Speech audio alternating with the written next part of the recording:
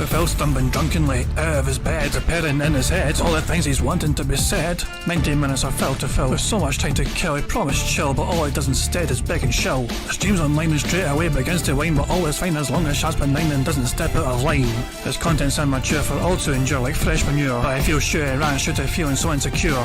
The money he earned from yesterday was withdrawn and long gone, as Phil's spending impulse is always set to stay on. If supports are also slow and stays so low and fails to grow, you never know, the show may turn into an easy bingo. Once ticked off across the board with charge to what because his code can be ignored. Just how much DSP makes us feel so bored to help us fight or sleep and try to keep alert to watch a creep who play bingo, but Phil will bitch on why his sheep are also cheap. While DSP is chasing green, we're seeing green across the screen as Phil's routine predictability rivals are slow machine. He's snorting, burping, leaning, ban. It matters not if battery fun, his child can't see if powers make him feel less of a man. Takes a drink and starts his like before launching into a big pretending there for bills when truth is there to buy a wrestling JPEG. Talks about his shitty life of college cat and fatty life and all his strife while forgetting that it's done well and they were rife. With drama he will react but isn't act, that is a fact as he rehearsed to be exact in how he felt he was attacked. Teaches nearly over and a win is in sight, with what to white despite Phil to light that tips were not light. We'll say alright it is okay and now it's time for Phil to play, but first he'll say that tips will help from being off the other day. And with those words we win again, it's never if but always when the game is won. Thanks to that we made it to the very end.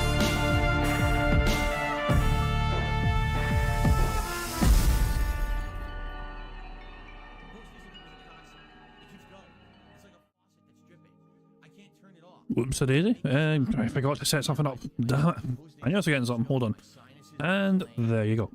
Hey, nice King Jet here, and welcome to DSP Bingo for what is today, Saturday, the 20th of April 2024. I do hope you're all doing very well indeed, and I hope you're enjoying your weekend so far, whatever it is you've ended up doing. I've had a busy wee fucking day, I'll tell you that. You know, I was a guest earlier on Broside Phil's stream. He had a stream bright and early for him. You know, he began at 8 AM his time.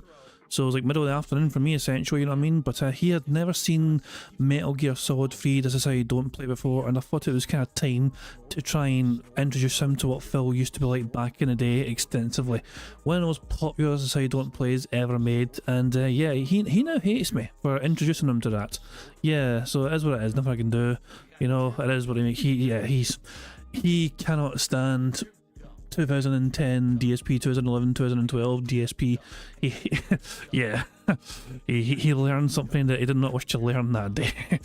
But yeah, make sure you check out Broside Phil's stream. If you missed it earlier on, the video's available on demand, and a couple of technical problems here and there, but hopefully still watchable. And yeah, good time was had by all, certainly had by me as well. And yeah, there we go. But of course, today is a day we're focusing on bingo. We're back to doing bingo. And yeah, I wasn't here on Friday. I did miss out on Friday because I was busy with in real life stuff, you know. I had some social style, you know, activities with my work colleagues, my cohorts, whatever you want to call it there. Whatever, but yeah, long story short, I drank a lot, and then now I'm feeling rough today. So there you go. Still feeling a bit roughy, even though it's now in the evening and Saturday. I'm still feeling quite particularly rough. So there you go. It is what it is. That's what I get for drinking profusely, I guess. But anyway, yeah, Phil's had an interesting few days. Essentially, he came back from his day off, and then would you believe it, Kat? Looks like she's pulled the plug on the co-op stream happening later on tonight. Remember, Phil was basically guaranteeing it was going to happen tonight unless something drastic happens. Well, it looks like she started to get a headache. If you can, Phil tweeted us early this morning, late yesterday, whatever. If you can believe it, I just want to give everyone the heads up there that Kat is starting to feel under the weather tonight. It's like this co-op is destined to be indefinitely postponed. Depending on how she feels in the morning, I might do a late stream of Star Wars Battlefront instead. And Poem Switcher responded just by laughing profusely. Phil did not seem to... Oh, he's starting now, is he? Let me fucking just pause that son bitch while he plays his little fucking stock intro. But Phil's today has not alluded to anything so far. He's not mentioned it in his chat. He started it blathering in his chat. He started talking about how, you know, somebody tried to correct him and say good morning, and it was like, it's afternoon, and Phil's like, no, fucking isn't he know here. And someone asked him, are you going to play that claymation game again? And Phil says that people didn't like it, so likely never. Stream was very bored after 1 hour. Even though the game did seemingly not bad for him, you know. I got him $158 in tips. And the views as well, the on-demand views, weren't bad for him. When you think about the on-demand views he gets in the ship, because I mean, here's a video also, you got 308 views for fucking Helldiver, 213 views, 160 views for Helldivers. Why is Helldiver still around if it's fucking not, you know, not getting attention? Elden Ring, unsurprisingly, still doing quite well for views. Harold Halibut, 1.5k views, 570 views, 623 views. The free videos that are up on his channel are actually doing quite well in the grand scheme of things compared to some of the other games that Phil plays. Especially when you're going back in views, it's got better views than Helldivers from several days before it. It's got better views than the daily crap. Jesus, man. But yeah, for whatever reason, Phil was convinced that the audience don't want it, even though the on-demand views are not bad, and he got quite a lot of money playing it that day. So make of that what you will. Apparently the chat was bored and didn't want it. Oh hello, he's got a little fucking pre-intro blurb thing and he's wearing a fucking bowling shirt again. So yeah, I guess we've got that to look forward to. What else is there to go? So obviously, so I had Phil, the cat's probably cancelling the stream, whatever, boohoo, funny. Cerulean sent this to TJ Gamebox, I think. I think that's what happened anyway, yeah. Short wee video. Oh my god! What a masterpiece!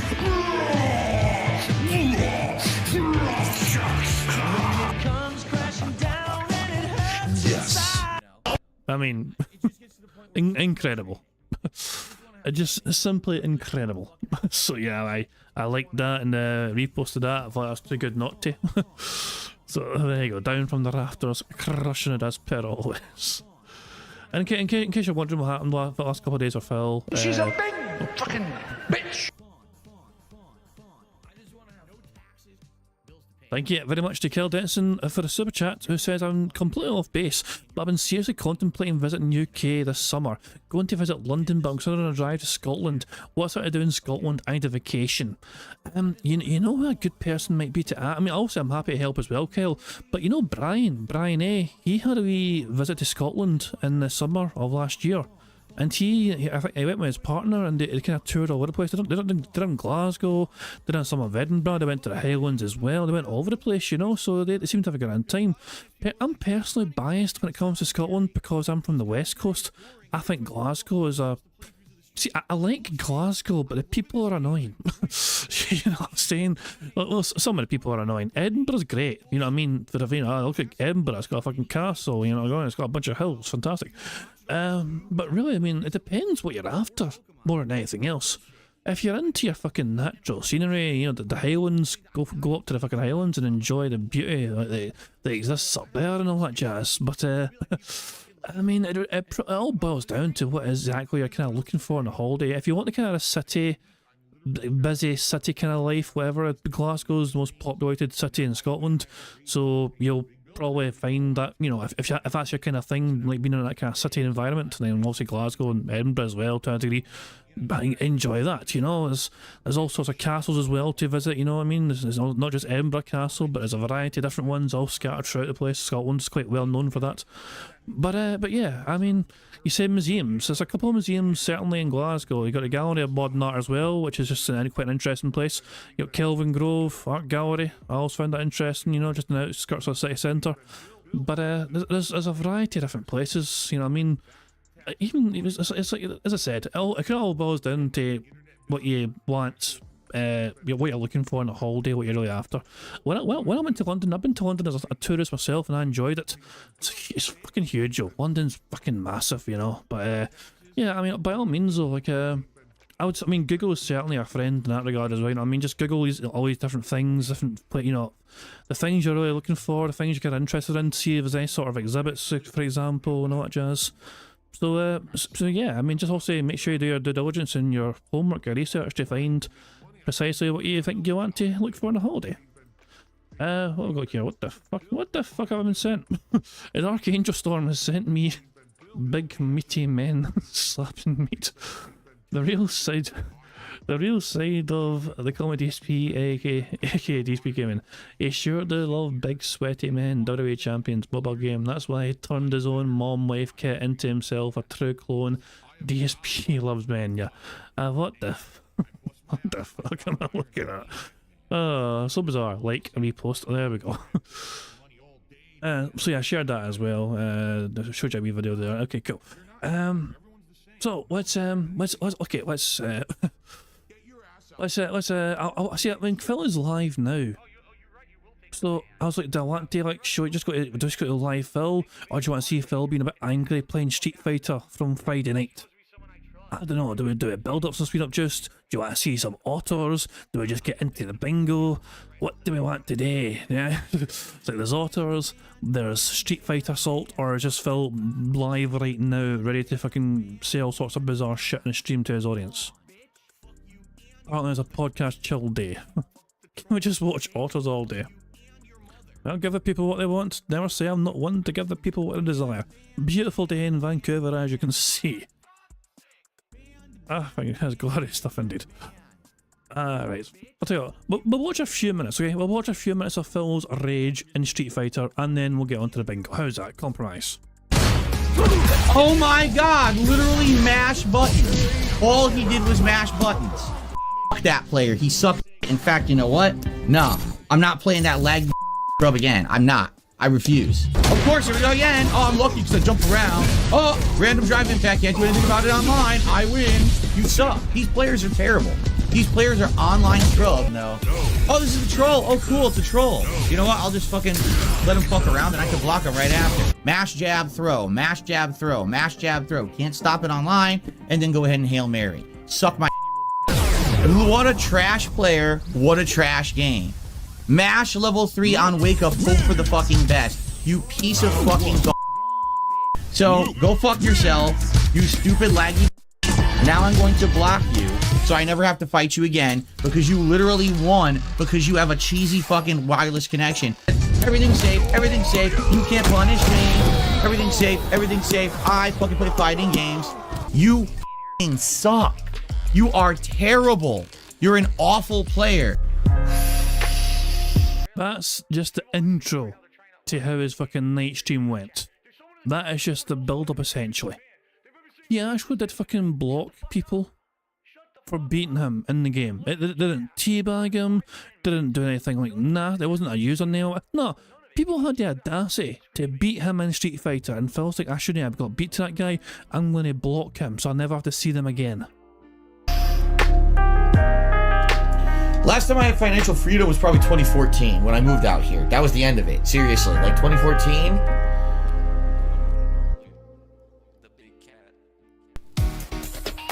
Round 1. Fight.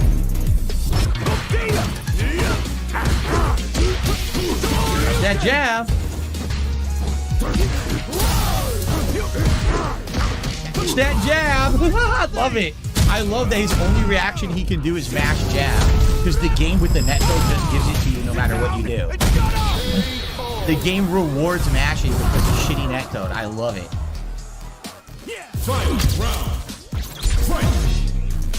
Can't do anything. I hit low medium punch drive rush, doesn't give it to me. Oh, that was EX up ball, doesn't give it to me. I'm literally only losing because my moves don't come out. Can't do anything, I lose. Yep. Scrub gameplay, didn't earn it at all. Literally had the match won several times, but kept dropping my inputs over and over. Cannot win if I don't get my move.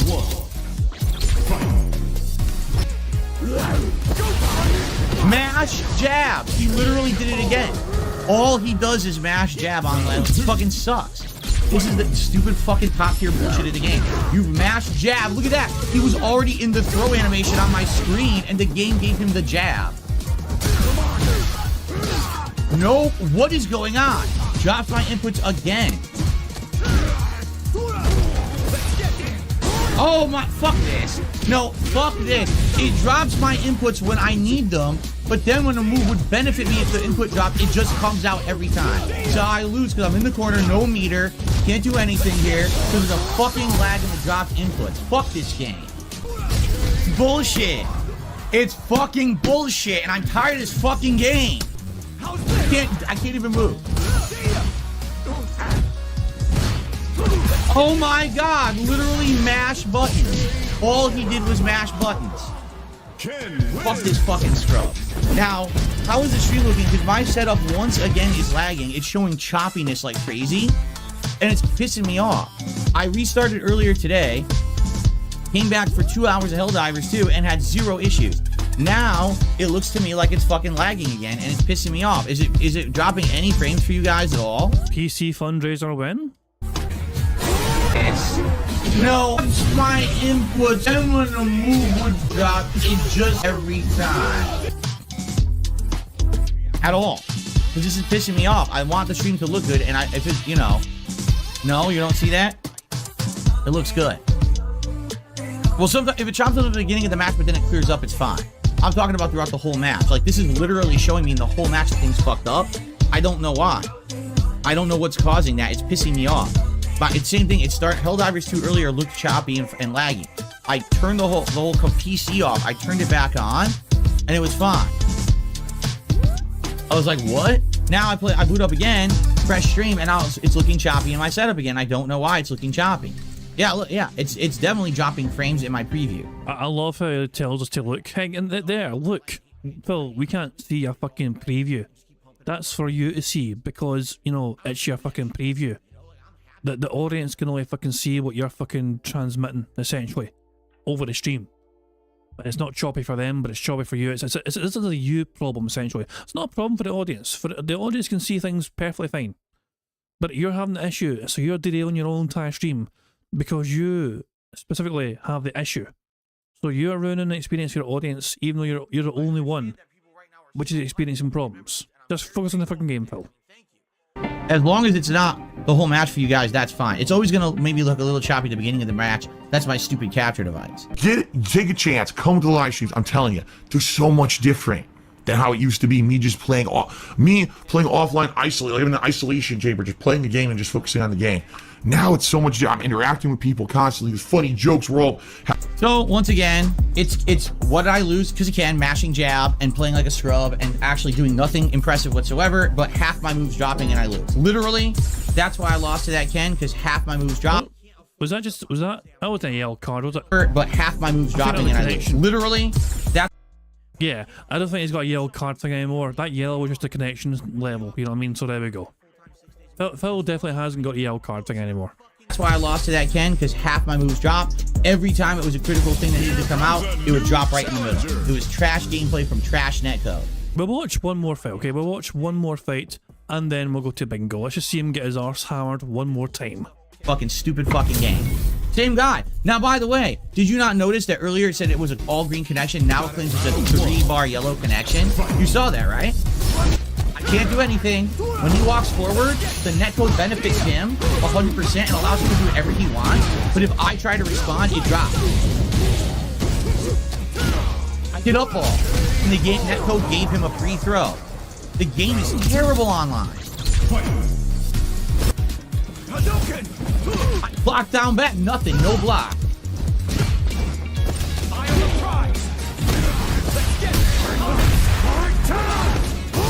What the fuck? I couldn't punish. I did this smash. He smashed. You saw the lag spike? Mash in the lag spike. Mash in the lag spike and get free moves. I can't punish anything he does. His connection is awful. He gets away with mashing in the lag spikes because he's Ken. Fuck that player. He sucks shit. In fact, you know what? No, I'm not playing that laggy fucking scrub again. I'm not. I refuse. I refuse to play that laggy fucking scrub ever again. He's a fucking waste of my time. The game lags up in the middle of the match and he mashes buttons and the character teleports away and he fucking gets away with that shit. Add to the fucking block and kiss my fucking ass, you scrub. You fucking laggy idiot. Wow, what a comeback. What a comeback, dude. Jesus Christ. So yeah, he was Phil was not happy that someone had the audacity to beat him. They were a troll, they were no, it's just they had the audacity to beat him. And Phil's like, oh, my moves didn't come out, you got so lucky and you lag sometimes, I'm blocking you. Hate you, you scrub. Oh, for God's sake. Anyway, you guys want to check out the rest of that, of course, you check it out. There's DSP tries it, Memology 101 video. A link to it is in the chat right now for y'all to enjoy. And yeah, let's focus now on the bingo, shall we? Let's let me think. Let's make sure. I feel like I'm forgetting something. I don't know why, but yeah. Okay, let's just I'll tell you what. If we need to come back to this later on, if we need some more speed up just later on, we can. Okay, we've got it paused sitting there. What the hell is Phil got? Phil's got a sort of poll going. What resolution do you watch my stream at?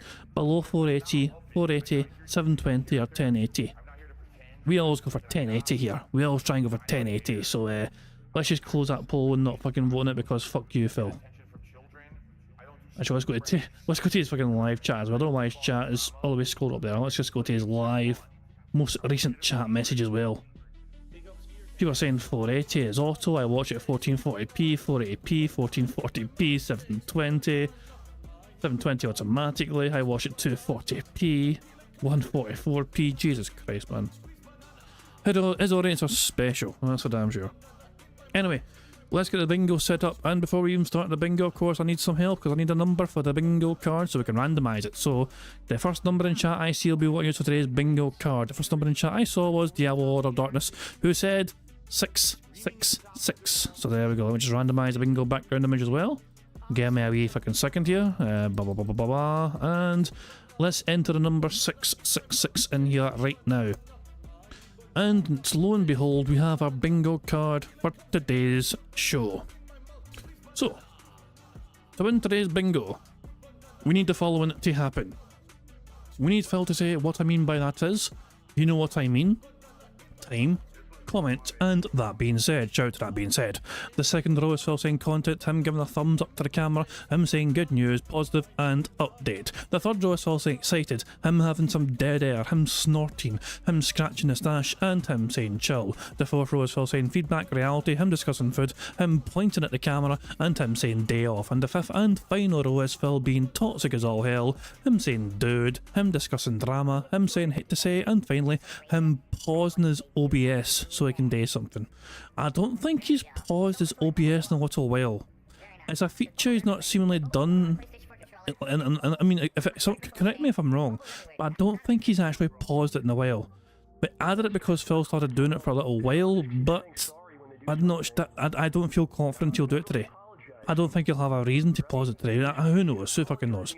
But I guess we'll have to wait and see, I guess. So, you know, that's a bingo card for today. Thank you very much, Diablo Lord of Darkness, for helping me randomise, get a number and all that shit, and, you know, to get a card. If the card fails, I mean, just blame you. How about that? There we go. That sounds fair. It's all on you if it doesn't do well. Now, of course, the aim of the game, as you guys will know by now, is for us to try and get a full house 25 out of 25 on the bingo board that you see before you. If we manage to do that, we'll add $25 to the bingo prize fund. It is currently at $150. We win bingo today, it goes up to $175. So there you go. And of course, at the end of the month, we're going to have a marble race, and somebody could be winning that money, that bingo prize fund. But if you want to win with a chance of winning that bingo prize fund, you've got to make sure that you've left a comment on the community post, which is linked in the description of this live stream. You've got until the end of the month to leave a comment in there, so you got a chance of winning that bingo prize fund. So all you gotta do is leave a comment on that community post, and there you go. Oh. And thank you very much to Wesley Thompson for becoming a bingo baddie. Cheers for that. Thank you very much indeed. I just seen that wee pop up there, so there you go. Welcome to the bingo baddies. Big ups to you. Thank you very much for that. And well, what was that? Oh yeah, so yeah, bingo prize one. So yeah, leave a comment if you want, in my chance winning that bingo prize one at the end of the month. So there's a variety of ways for us to get a free space on a bingo card, should we need them. For example, if Phil snorts or burps 10 times before he starts recording for his shitey gameplay, then that gives us a free space. And if we get 100 likes on this bingo stream before I finish playing bingo, not only will it give us a free space as well, but you guys also get to enjoy the Bubbles animation made by the excellently talented Pixar Animations to celebrate the 100 likes. So you guys are in direct control of one of the ways we can get a free space. The rest of the ways are controlled by Phil and his bizarre bodily functions and all that jazz. And yeah, I think that's covered everything. I think that's all the stuff covered. One more thing we have to do before we begin the bingo, and that is also pressing the random Scottish soundboard button to send us off into battle once more. Come the fuck in or fuck the fuck off. That's not bad, I guess. Also, by the way, I don't know why I added these, but I found a bunch of random clips of Phil trying to mute people. So let's just mute that motherfucker right now. I cannot believe I cannot mute this kid. It's gonna kill me. I'm gonna have to kill myself. How do I mute this motherfucker? Mute you and mute you. Shut the fuck up. So yeah, I don't know why I added those, but I just kind of thought it was fucking funny to have, and I got them randomized as well. So there you go. Got a wee random fucking button when Phil wants to fucking mute people. I don't know why. I thought it was fucking funny to have all these random fucking shits. How do I mute him is the question. So yeah, who fucking knows? He just fucking needs to mute himself for sure. Steve's wondering, is that not today's intro? It is today's intro. We're about to begin right now. So yeah, welcome to the show, Steve. Hope you're doing well. If you're lucky, you might get to fucking hear a million, see your short. I'll tell you what, if Phil says that being said, we'll play the short for you, okay? So there you fucking go. I can't be more fair than that. Anyway, on that note, we're ready to rock and roll and get on with the show. Let's hopefully we can get a full house today on this robust Saturday. And of course, by the way guys, after the bingo, regardless if we win or lose, we're going to have a marble race, and we'll see if we can add $10 to the bingo prize fund to see if anyone can complete one of those impossible maps. So on that note, actually before we even begin, the results of Phil's poll: what resolution do you watch his stream at? 44% said 1080p, 33% said below 480p, 17% said 720, and 4% said 480p. 189 votes. 189 votes. So there you go. And yet there's 350 people watching on the stream. So that's quite a lot of bots in Phil's stream not bothering to fucking vote in his poll. I'm just saying. Anyway, on that note, let's just get on with the bingo. Good luck everybody. Here we fucking go. And yeah, hit time bingo. What is going on, everyone? Today on the Level 1 podcast, we've got technical issues to discuss, schedule changes to figure out, and, well, a nice chill day. That's it. All right. See you after the bumper. What the fuck was that shit? What was the point of having an intro? Was that it? Was that all? Chill. We said chill. Burger. There we go. We can fucking click chill. Fucking array for that. What? Very tempted to click fucking dead air. Very, very tempted. But I'm so confused. What was the point of that? I don't know. Let's just skip past this crappy intro. There we go. I don't think schedule's on the card, is it? Nah, it's not. Fuck it. Anyway, 1 down, 24 to go. That's the way I looked at it. Good morning, everyone, and welcome to the show. I'm DSP, and this is the Level 1 podcast for Saturday, 20th of April, 2024, or you're a strange person, you think today has something to do with a leaf that you roll into something and smoke or eat, causes ridiculous side effects, like being hungry for Funyuns. Anyway. Right, I guess Kat's a fucking weed smoker then, because she's always fucking hungry for everything.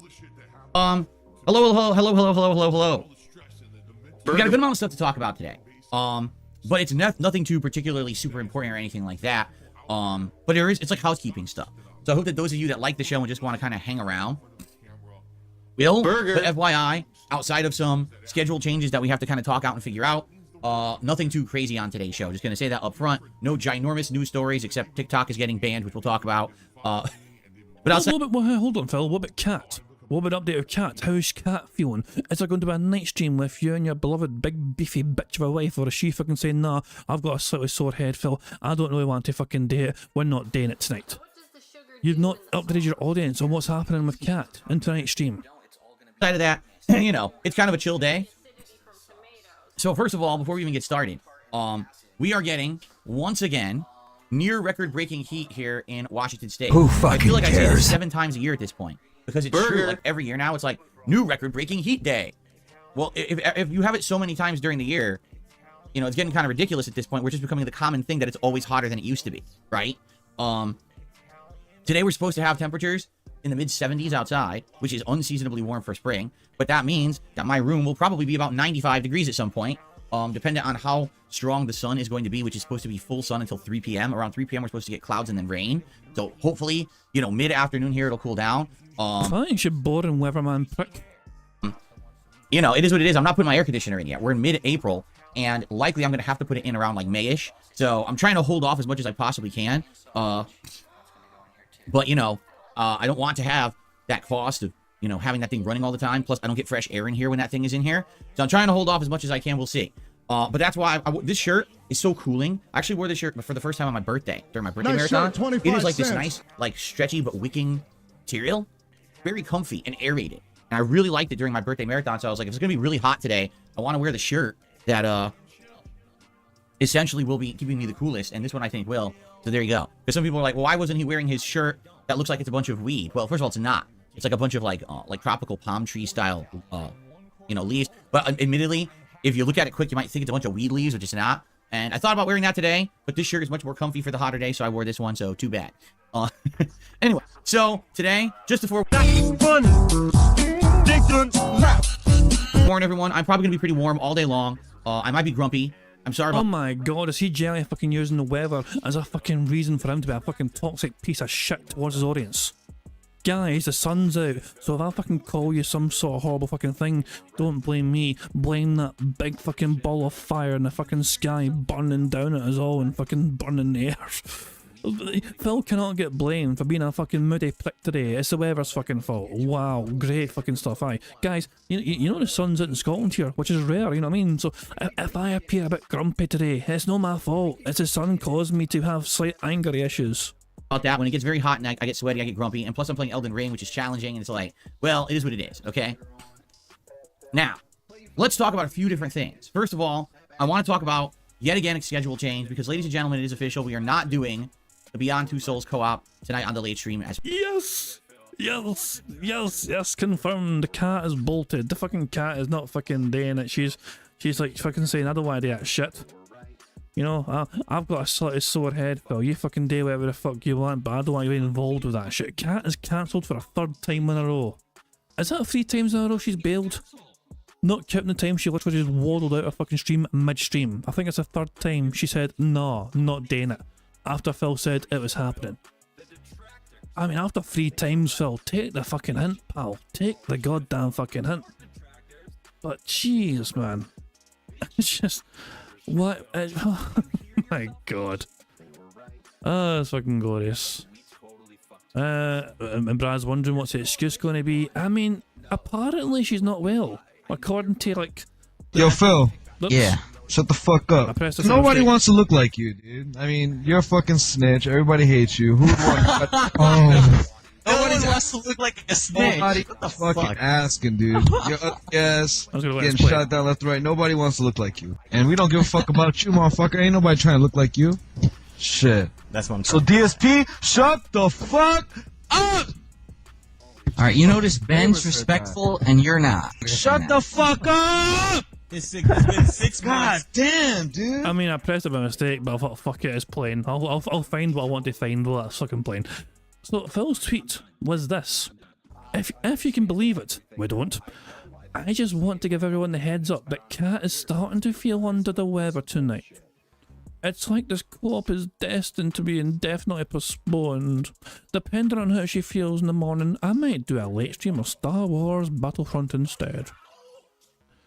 So the excuse apparently is Kat's not feeling well. That's like the excuse. I love how he starts it with, if you can believe it. Well, we don't believe it. We don't. The cat is not sick. It's planned, and at this point, alright, what I'd like to do is just say up front, I apologize, obviously, not intended, but at this point, I'm going to put that idea on indefinite hiatus. Oh my god! Indefinite hiatus? She's got the sniffles, but these are like permanent sniffles. She doesn't know when she's going to be feeling better. It might take like several years, maybe. This is beautiful. I didn't expect him to fucking be saying this much about it. Indefinite hiatus. Oh, let's rewind that. Listen, hold on. You know what? You know what I'm gonna do? I'm gonna rewind it back to the start of it. You know, I'm gonna let it play out. Okay. Now, let's talk about a few different things. First of all, I want to talk about yet again a schedule change because, ladies and gentlemen, it is official. We are not doing the Beyond Two Souls co-op tonight on the late stream as planned. And at this point, all right, what I'd like to do is just say up front, I apologize, obviously, not intended, but at this point, I'm going to put that idea on indefinite hiatus until I am 100% sure it's happening. Oh my dog! What's up? Thank you very much to Grease Monkey for the super chat, who said, I need a doctor's note as confirmation, Phil. I mean, it'd be good to get, you know, some confirmation, you know, like an official doctor's note. Or a fucking a note from the fucking vet. You know, any sort of health official, whether doctor or fucking vet, to say, aye, this horse is not feeling well. I don't know, fuck me, man. You know, I'm gonna play, I want to get a sound clip, but I'm gonna keep fucking spamming it until I get it. Welcome! No, not that. Not This is that. the fucking show. Shut your hole. Not that. Not that. Shut the welcome! No. Come the fuck. Shut the fuck up, you cunt! I'm pressing this random Scottish soundboard button so I can get the one I want, but I can't find it. No. Welcome! Shut the This is the fucking Shut your welcome! This is the fucking show shite. I give up. Welcome! I give up. Shut your hole. Ah, for God's sake. I was looking for the one where it was Billy Connolly saying she's a big fucking bitch. I can't... It's in there somewhere, but whenever I press the fucking thing, whenever I press the button to try and get it, it doesn't want to randomise to that button. Jesus, man. Oh, fuck me. Anyway, just screw it. That's why it's a random Scottish soundboard button. Anyway, oh, fuck me. Apparently I ruined Baron von Kane's attempt to try and clutch in Rainbow Six by spamming the soundboard button. My bad. One more try. No. Shut your no, This is the fucking no. Is there nothing on the internet that I won't masturbate to? Oh, on that note, I guess I'm not going to fucking... I'm going to stop trying there. Blame Vega. Yeah, Vega. Hey, I'm just happy he's still awake. Remember, Vega. Hope you're having normal, reasonable sleep tomorrow, because you and D-Dog are being guests tomorrow, apparently. So there we go. Oh my dog! What's up? Thank you very much to Dist Optimus for the super chat, who says, "Cat needs an iron brew. That'll sort it out." Well, everybody in the world does iron brew. As a old iron brew advert, which has a wee song. Everybody in the world does iron brew. It's a strange advert. It takes a turn. I'll just tell you that. But yeah, if you know, look up iron brew commercials, you'll probably find it. But there we go. Thank you very much to talk to us. Iron brew is pretty good for you. Apparently my timing is off. I'm so sorry, Baron. My timing is off. I do apologise. Anyway, let's just let Phil keep cooking. What more is he going to fucking say about the situation with Cat? Because at this point, I don't like overpromising and under-delivering, and this is like the 10th time. I know this is an exaggeration. This is probably like the 3rd time that co-op was planned, and then postponed. There's no big conspiracy theory here, although you know there'll be probably 27 conspiracy theory videos on the internet about this later today from losers who have nothing to do with their lives and just make shit up for money, and people are so dumb, they watch their shit content and give them money. My wife just doesn't feel good today. We were all, again, gung-ho to do it today, and last night, Kat says, my stomach doesn't feel good. I was like, what? Oh, is it her stomach now? Is it her stomach?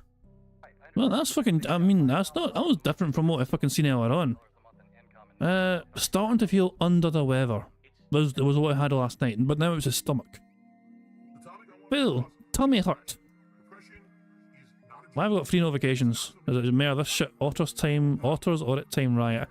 I fucking had otters. Fuck off. Like, I gave you otters earlier on. Calm your fucking ham. Ah, jeez. Anyway.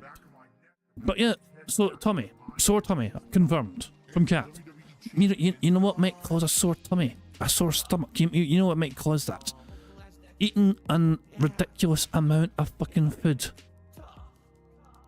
I'm just saying, she seems to fucking really have a big appetite over the last several fucking years. So that could be a potential factor in the fucking stomach not feeling 100%. I'm just saying. Maybe she didn't fucking, you know, I don't know. Gung-ho to do it today. And last night, Kat says, my stomach doesn't feel good. I was like, what? Really? Because we were eating the same food or whatever. And then basically she had like bad stomach pain and she didn't get a good sleep last night, which I was worried. I actually posted up last night on Twitter and on the community tab of this page to warn everyone she wasn't feeling good, just so everyone kind of knew that this was going on. And yeah, she basically didn't have a very good night. And, you know, woke up today and she's not feeling good. She's probably going to be resting most of today. And it's like, well, I guess we shouldn't do the co-op today. I mean, she's even going to not be making as elaborate of a meal for dinner. Like she was gonna make something to bake in the oven. She's like, no, I'm just gonna do something quick on stovetop today. I'm not feeling too good. So, there you go. Now, the thing is, we've been talking about this co-op for like a month now, right? And every week we just try to schedule it. And we're like, we're gonna do it on a Tuesday. That doesn't work. Let's do it on a Wednesday. Then it gets postponed. Let's do it on a Saturday. That doesn't work. We'll do another Saturday. So it's at least, it's been 4 postponings, whatever it may be. It almost feels like it's cursed. Like, it's destined never to happen, but I don't want to be a stupid idiot about it. Like, I know that we're going to eventually do it. It's just a matter of when. Because we are excited to do it. Burger. Because I 100%, just to confirm, I said to her last night, so I just want to be sure you still want to do it, right? She's like, oh, yes, I definitely want to do it. Women are always going to fucking say that and reassure you. It's kind of like,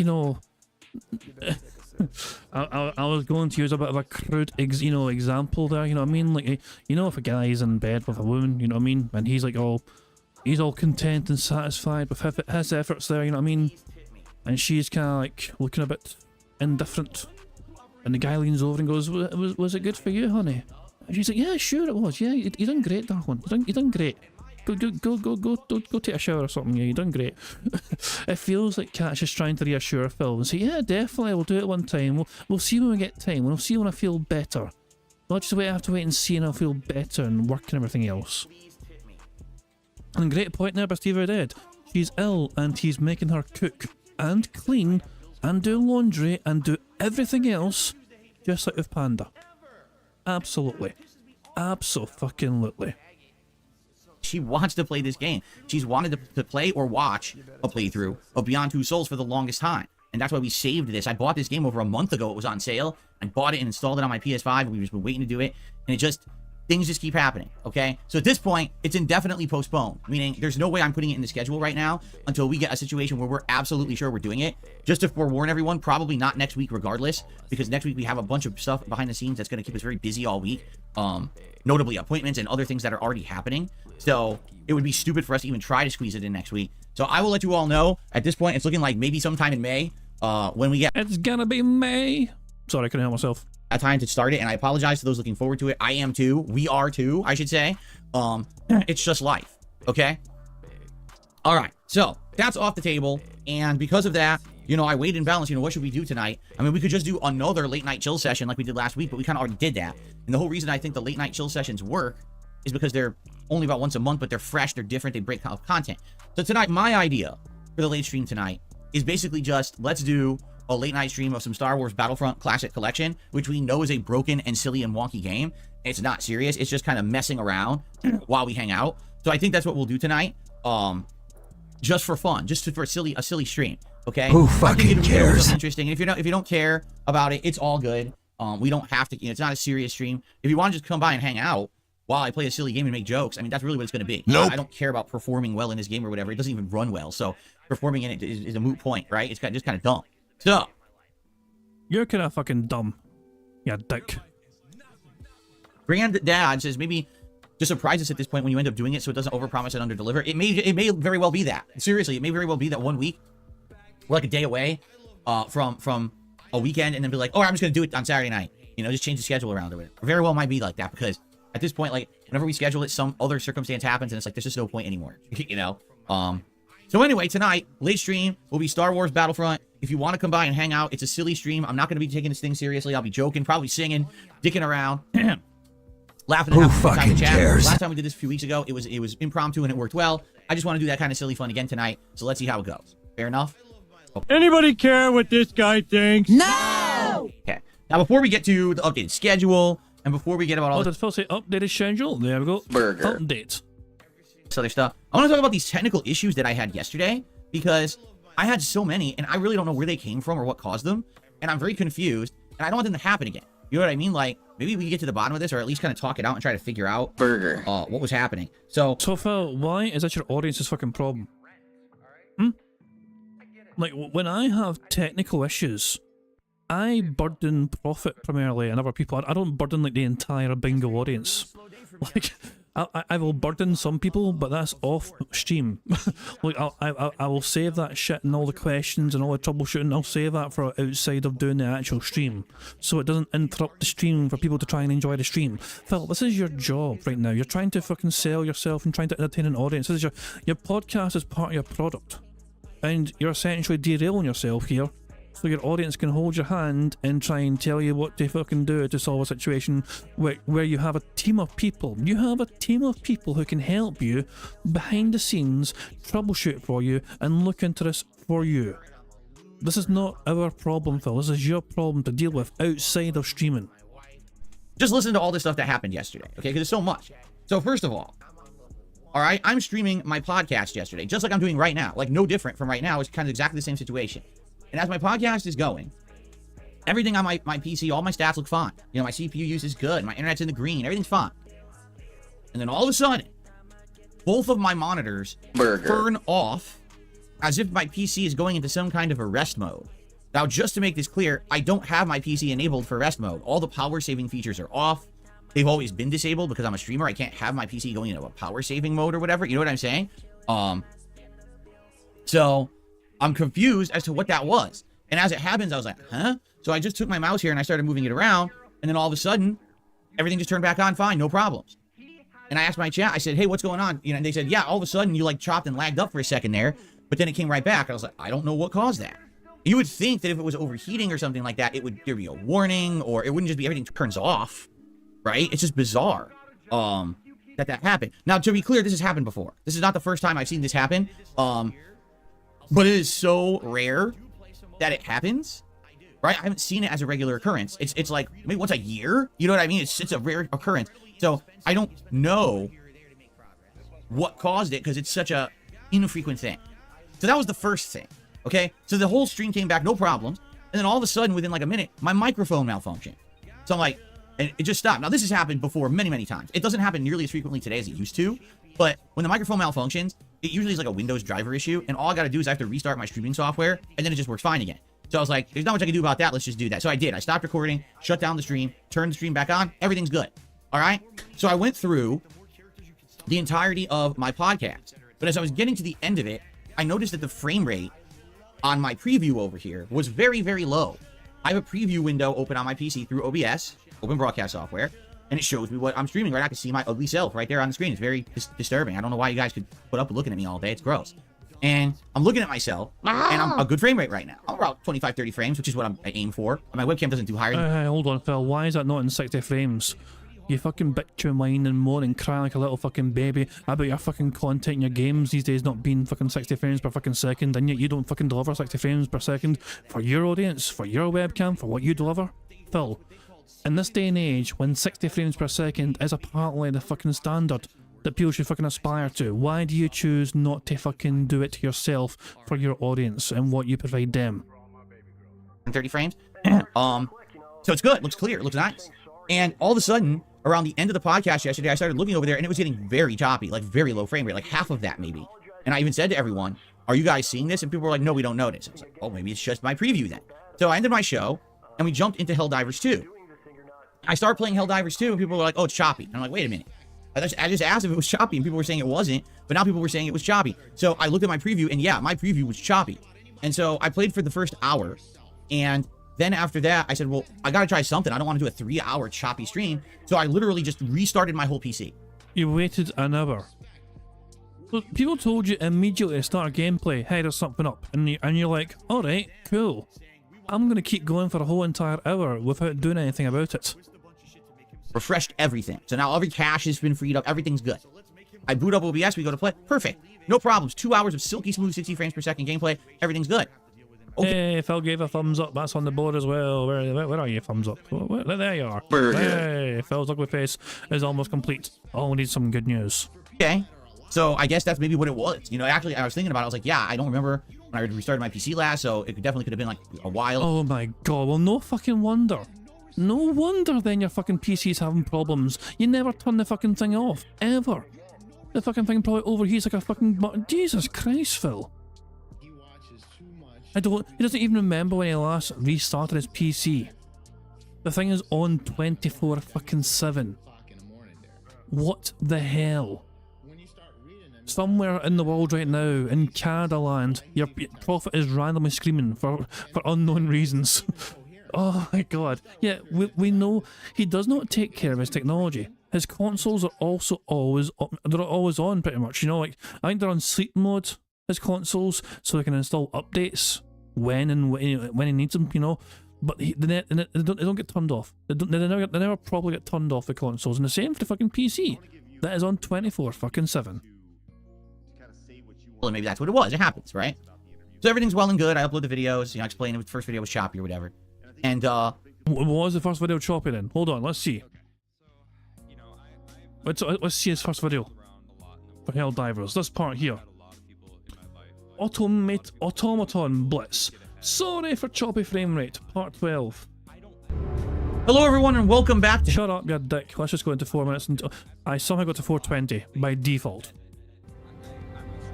It's not noticeable right now. Let's go to the actual gameplay. It takes me a while to get into a fucking game.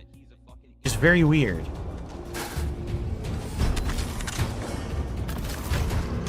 Okay. Yeah, it seems a little bit choppy. I guess. When's he gonna get his arse kicked? Let's fast forward to when he gets his arse kicked. We'll say he's getting his arse kicked here. Reporting to the front. Look at this! Great! What a great drop! I could really stop that. Wow. Great gameplay. I mean, it doesn't seem that choppy, does it? I mean, a little bit here and there, but it doesn't seem that fucking bad. I don't know. But yeah, if it was like, oh, apparently it's choppy as all hell, I should probably restart my computer once in every 2 years or something. But basically then, I go ahead and I start my Street Fighter stream last night. And again, Street Fighter, very demanding game, you know, 60 frames, tons of detail in the graphics or whatever. So I start to play with Blanca, and within 10 minutes, I'm looking over here and it looks choppy again. And I say to everyone, well, how does the stream look? And some people are like, oh no, those are good. And others like, no, it's choppy. So I think what it is that a lot of people already watch my streams at such a low res. Like, I'm curious, if I were to poll my viewing audience of hundreds of people who watch me live every day. Like right now, we've got probably 200, 300. I want to remind everyone that only 192 people or so voted in this poll. And 44% of them, or whatever, said they watch in 1080p. Actually, I have more than I thought. We have 310 and climbing on the stream. Out of those of you who are here, what resolution do you watch the stream? You know what? I'm going to do a poll. Burger. Okay? Who fucking cares? What resolution do you watch this my sucks. stream? How do you fucking mute this asshole? This sucks. How do you fucking mute this asshole? Below 480p. I cannot believe I cannot mute this kid. 480. That would be 480. It's gonna kill me. I'm gonna have to kill myself. 720p. Oh wait, 480p. How do I mute him is the question. 720p. Or 1080p. Okay? I wonder how many of you don't even know. Because how many people probably just open up my stream on their phone or on their whatever it is, right? So you don't even know what resolution you're watching me at. Right now, if you're watching this live, the 300 of you, I urge you, whatever device you're on, open it up, look and see if it says what resolution you're on. I would love your feedback, okay? Because I would guess there's so many people that don't know that you're not watching at 60 frames because you may say, well, what's the difference? You can only see my content at 60 frames per second if you're watching at 720p or higher. YouTube does not do 60 frames per second below 720p. So if you watch at 480p, if you watch at 140p, if you're watching at those resolutions, you're not getting 60 frames anyway. So when You know what? Phil's being a dick right now, so I'm going to change this to 144p. Fuck this prick. ask, hey, do I look choppy? It's very, very possible that many of you can't tell the difference anyway, right? So everyone's literally giving a different answer here. Seriously, everyone's giving a completely different answer. So I think that's what it is. It's hard for me to get a legit answer from the audience when I ask, but everyone's doing a different situation, so there's no consensus, right? So anyway, during the Helldiver stream, first hour was choppy. I refresh, I booted up, 2 hours, smooth. Street Fighter stream, I started up, it's choppy again. So here's what I did. I played for the first hour, and then I stopped. I restarted OBS totally again, and I opened it up, and I did 90 straight, or excuse me, about 90 straight minutes of smooth 60 frames per second gameplay again. So what is going on with my setup that is causing it to chop up like that? But then if I just refresh it, it's perfectly fine, right? That's bizarre. I'm wondering what could be causing it, and I don't know. I'm not a tech guy when it comes to PCs these days, and plus my PC is 10 years old, so who knows what it could be, right? I'm hoping it doesn't mean that it's ending end of life or nearing end of life. If it is what it is, I guess. PC fundraiser when? I hope that it's just a one-off thing. Maybe it was just a bad day. Who knows, right? But I'm confused that if simply restarting OBS fixes the issue, that's weird to me, right? It's just a refreshing, like, why can't I find a way to just do that during the stream? Right? You know what I will do next time? I'm going to test today. If this happens today, I'm going to do a test. I'm going to force refresh my capture device. Instead of refreshing OBS itself, I'm actually going to do a force refresh of my capture device and see if that works. Because that has happened before where I've done that and it seems to clear up frame rate issues. So that's what I'm going to do today. If I'm playing Elden Ring, we're playing Star Wars tonight, and it chops up, let me know. Tell me if you start to see chop. That felt like a camera point. I'm going to count that as a camera point. Burger? There we go. And I'm going to try to do a force refresh on the capture device and see if that fixes the issue. If that doesn't fix the issue, then we know it's something to do with my PC setup. Okay? At least we can isolate the issue. The issue is you're shit at taking care of your technology. So, right now I don't look choppy, correct? I'm looking good. On my screen, I'm looking smooth. Hopefully. No complaints here. It's a fucking smooth 144p. Everything's looking smooth on your end too, guys. And hopefully we have a nice smooth stream today. Sorry for the technical issues yesterday. Let's hope it was just kind of a one-off bad day. You know, if it could go wrong, it will go wrong. The Murphy's Law deal. Right now. Fuck the fuck off. Thank you very much, Jay Moki, for popping our member message there for 3 months. It says 3 months, woohoo! Thank you very much, Mokiness, for being a member, yeah. Heather P says, now he's blurry. Well, that's fucking cause I made that blurry intentionally. I went and put it to 144p, just to be a dick. So I intentionally forced Phil's stream to be 144p, just because. Do you really want to see Phil looking HD, Heather? Are we discovering a state? Would you rather see Phil in every single possible pixel, or would you rather have him keep it all nice and bodified so you don't get to see his nasty habits as much? That's what I fucking thought. Yeah. I'm just gonna keep his little piggy ass right now at 144p. Thankfully, we're about 20 minutes into the podcast. I'm not seeing any technical issues. Nothing with the internet. Nothing with the connection. No choppiness. The screens aren't turning off. Okay. So hopefully everything is good. It's kind of weird seeing Phil so bloody and then the not funny thing looks so clear compared to it. Cool. All right. So now, all that being said, by the way, the poll is running about. Phil said, all that being said. That being said, Burger was said. And that being said, made a very good short. I did promise Steve at the start of the stream that if that being said was said, I would play it. Jesus! Alright, so ladies and gentlemen. Oh, hold on. This is also 144p. How do you... How? Hold on. How do you get a short fucking playing in 144p? It's too bloody. Fuck me. Let me try and fix this, okay? I need to fix this. So to do that, let's temporarily. Hold on, just the wrong thing. Hold on, come in. Let's go back to 1080p on here, okay? Cool. Let me try that again. Jesus! Alright, so ladies and gentlemen. 6 million. 6 million. That's a pretty interesting number, isn't it? 6 million. Well, guess what? You're wrong. It didn't happen. You're making it up. Right? You make that shit up. No, how about this? Banned. Gone. Forever. Because I don't put up with your fucking bullshit. Now that was good. Now that was a fucking good one. The bar's being raised. There we go. So there you go. Fantastic stuff. Indeed, it's still funny. And yeah, I'm sure it was worth it for Steve to fucking further cripple his back by falling out his chair in laughter. You know what I mean? It probably set his recovery back or whatever. You know, a couple more months. Probably worth it just to fall out his chair in laughter. There you go. But it's always gonna be funny. That short is always gonna be funny. It's always gonna be a classic. There we go. Let's get back to the bingo, shall we? So that being said was said. The car's doing very well. You know, but hopefully we can get some more things ticked off. We're very close to dead air. When I was making that stupid poll, we're very close to dead air, but sad it was not to be. But maybe we'll have more chances. Remember, it's a chill podcast. because it's a chill podcast, there's not as much to talk about. He might be sitting there for ages trying to fucking wait on you know, somebody ask him a question, we got a chance there. Also, Crash Overrated tell me I got tagged on Twitter. When I switched to 144p, I switched as well, and it took a screenshot. So hold on, I was at 144p, and then you also streamed at 144p. We're like 144pception. Let's see how bad it looks. Let's see how much of a fucking potato it looks like. Jesus Christ.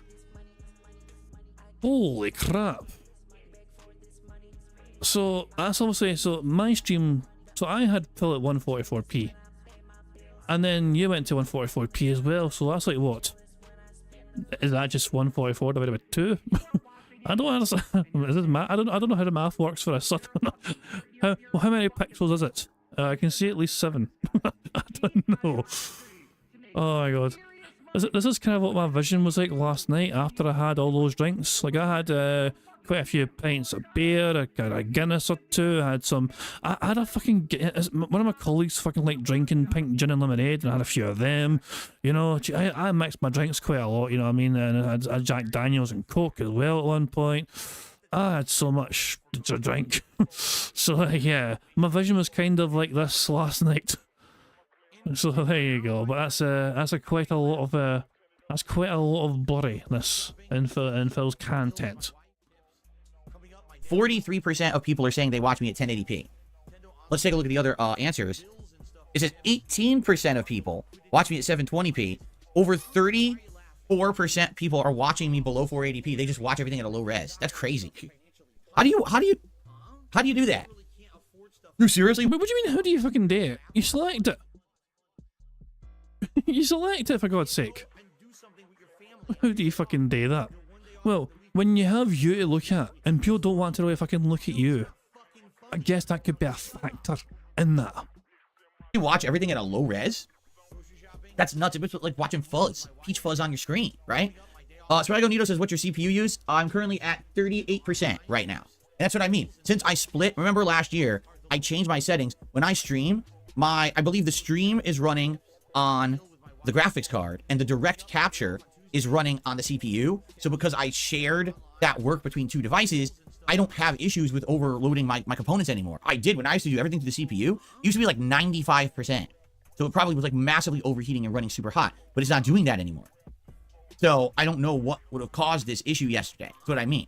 It's not, I agree that I used to overwork my PC every single day, but now it's like, it's low. It's very low. So I don't think it's that big of a deal. I don't know. Anyway, so that's what's going on. So no co-op tonight. We're gonna do some Star Wars silliness instead. And no, well, no technical issues as of today so far. Let's hope for the best. So now let's go through the schedule. Here's the thing. We're gonna kind of have an open stream this week or two, and I'm curious what you guys would like to see during those streams. So let's talk about that. Oh, fuck off. 1.5. 1.5. This is gonna be so fucking boring. So today, we're returning to Elden Ring, and Elden Ring is going to start in Farum Azula. Okay, boss button and standby. If Phil says boss, I'm sticking to 5. If Phil says boss 5 times, I'm counting a free space. I'm sticking to 5. We are right at the Godskin duo, and I almost beat them. I was like so close to beating them last stream. The problem was I kept running low on FP. So I think today what I'm going to do to beat them is I'm going to stop dual wielding the staves, which seems to be my downfall at this point. I'm going to go back to having the one-handed staff and the Moonlight Greatsword, not Moonlight Greatsword, the Darkmoon Greatsword. And I'm going to basically keep casting spells, and then, you know, when I get low on FP, then I can go to the Greatsword. Probably the right move at this point to try against these guys. I think I'll be able to beat them quickly, I hope. If not, well, it's a challenge. Once we get past them, I think we have the second half of Farum Azula, and I'm not remembering exactly all of it, but I know there's an optional area where you fight that ginormous dragon in, like, you have to go like a time warp, and you fight him in the past, right? So obviously I want to do that, and I think there's like 1 or 2 other things to do. I can't really remember, and then there's the finale of Farum Azula. So we're doing all that today, and we'll see how long it takes, and if we get past that, we have an option. And I'm going to need your help to determine, because I don't remember how it works. Can you go back to the capital and fight some of the bosses but not finish the game? I don't remember how far you can get, or if there's a point of no return. Like, can I go there and fight the first few bosses, but then leave to go do the other stuff and then come back and fight the final boss? Or once you get into that final area, are you committed to fighting all the bosses? I can't remember. Nor do I think I care, because I think at that point I'd done everything else in the game. So I guess we'll see today how far we get. But obviously there's other stuff to do. Besides beating the game, I have to go back to that frozen northern area and keep exploring. There's optional bosses and things up there. And then there's dungeons that you have to beat so you can unlock the... We got a free space. Phil said boss 5 times at least. Haley Tree. And then you go to the Haley Tree, and of course that's its own crazy difficult dungeon, all of that. We got all that stuff coming up still in Elden Ring. I just don't know how long to get to it or whatever, because I don't remember. I actually don't remember a lot of this endgame stuff. So I guess we'll see when we get to it. But I'm sure you guys will be here. You'll help me out to figure it out and all of that, and I appreciate that very much, okay? And so tonight, 6:45 p.m. Pacific time, it will not be co-op. Instead, it'll be some Star Wars, Battlefront, Classic Collection, silliness, not to be taken seriously, just kind of messing around. You can defeat the final boss and then still do optional stuff without even going to the main boss. Is that true? So you could beat the final boss and then we could go do the moving stuff in the HP after the final boss? Interesting. I didn't even know that. That's silly, but okay. Well, we'll figure it out. Anyway, so tonight, silliness in Star Wars. Come by. It's going to be more of a silly, laid-back atmosphere, joking around, having conversation. And remember, the most important part of these streams, the whole point of doing those Star Wars streams is to fucking give Phil as much money as possible. Laughing, singing, being stupid, and of course shooting things. It's not a serious game. Okay? Who fucking Tomorrow, Sunday, is cares? React Day. So the first stream will be DSP versus the internet over on DSP Reacts. It's our weekly clips react show. And then tomorrow night will be the continuation of my retro react of The Walking Dead Season 1. We're going to finish up episode 2. And then we're going to go to episode 3 and start episode 3. So that'll be fun. And I hope you haven't yet, you're going to check out my review of the Fallout TV series over on my DSP Reacts channel. It's the highlighted videos. There's 2 of them. The first video is essentially, I talk about if the show is any good by summarizing what happens in it and giving you my thoughts. The second part talks about hot topics of debate, such as, is the lore disturbed in the show? Is it woke, etc., etc.? I know that you guys are still probably watching the show, many of you. I'm kind of curious. How well is it doing? Let's actually check out how well is it doing. It's not going to be the throwback channel. It's going to be the react channel. So let's see how well it's doing for them. Is this part 1? This is part 2. Part 2 has 686 views. Part 1 has 885. Been on for a couple of days. Not exactly popping off. Not 1K or anything. Nah, I don't know. What's the title like? Fallout show woke? Lore errors? Let's discuss! Exclamation mark. Yeah, one thing, I think it was actually you, Steve, that noticed it on Twitter or whatever. Every single video, without fail, has an exclamation mark in it. Like, you do well to find a video without an exclamation mark on this fucking channel right now. Like, this title is so long, it runs out of space, essentially. There is no exclamation mark, though, for this one. Viewer Q&A / homemade reactor / commentary on lolly.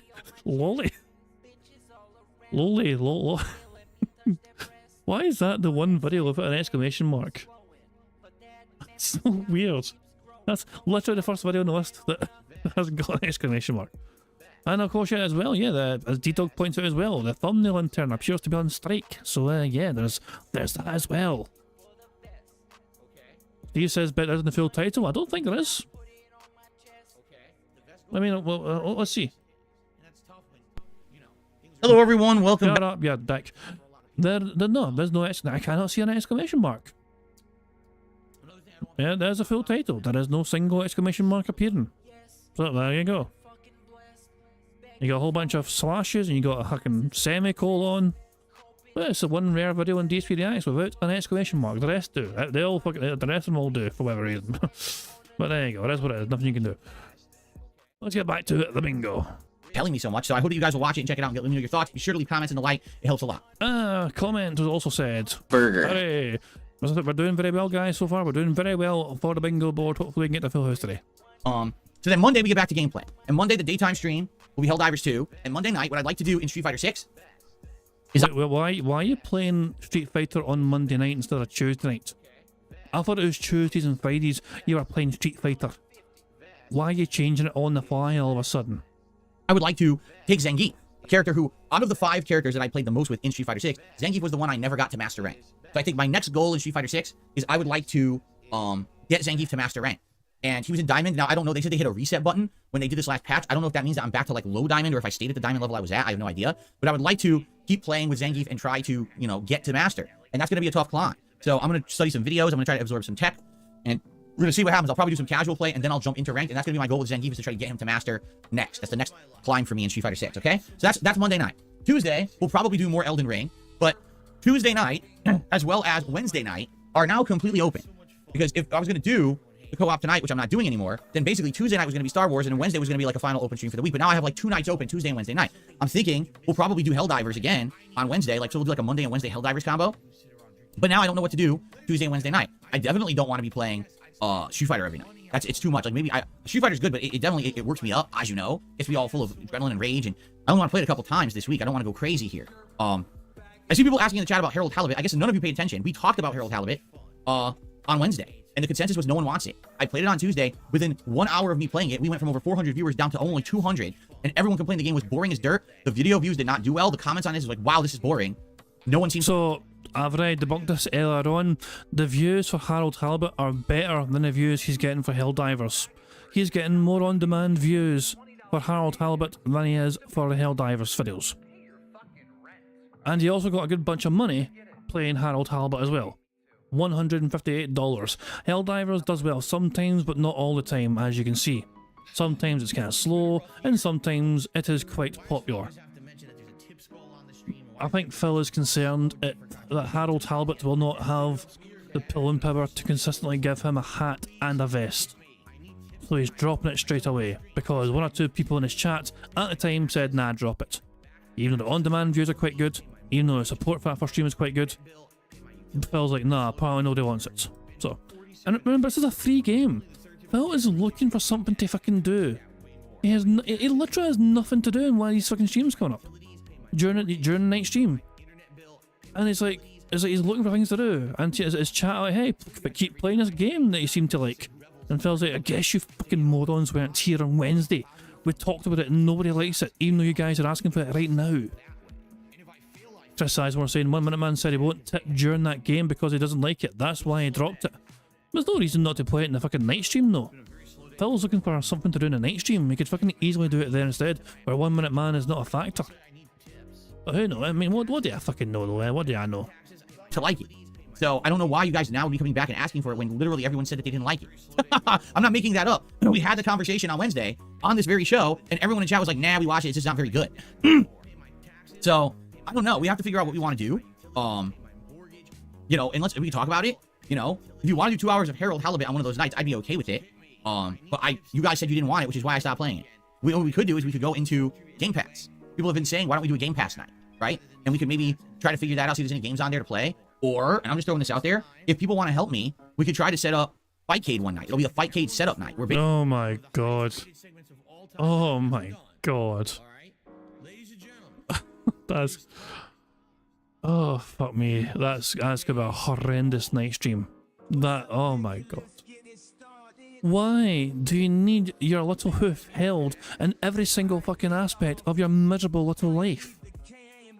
Basically, I use my mini PC. We try to get Fightcade installed and working on there. I did install it, but then I tried to figure out how to use it, and I had no fucking clue what I was doing. I was like, what is this? Like, it's not intuitive in any way, shape, or form. You basically need to have, like, a whole setup guide on how to do it. And then get one on YouTube. You have a computer in your room, an actual normal PC.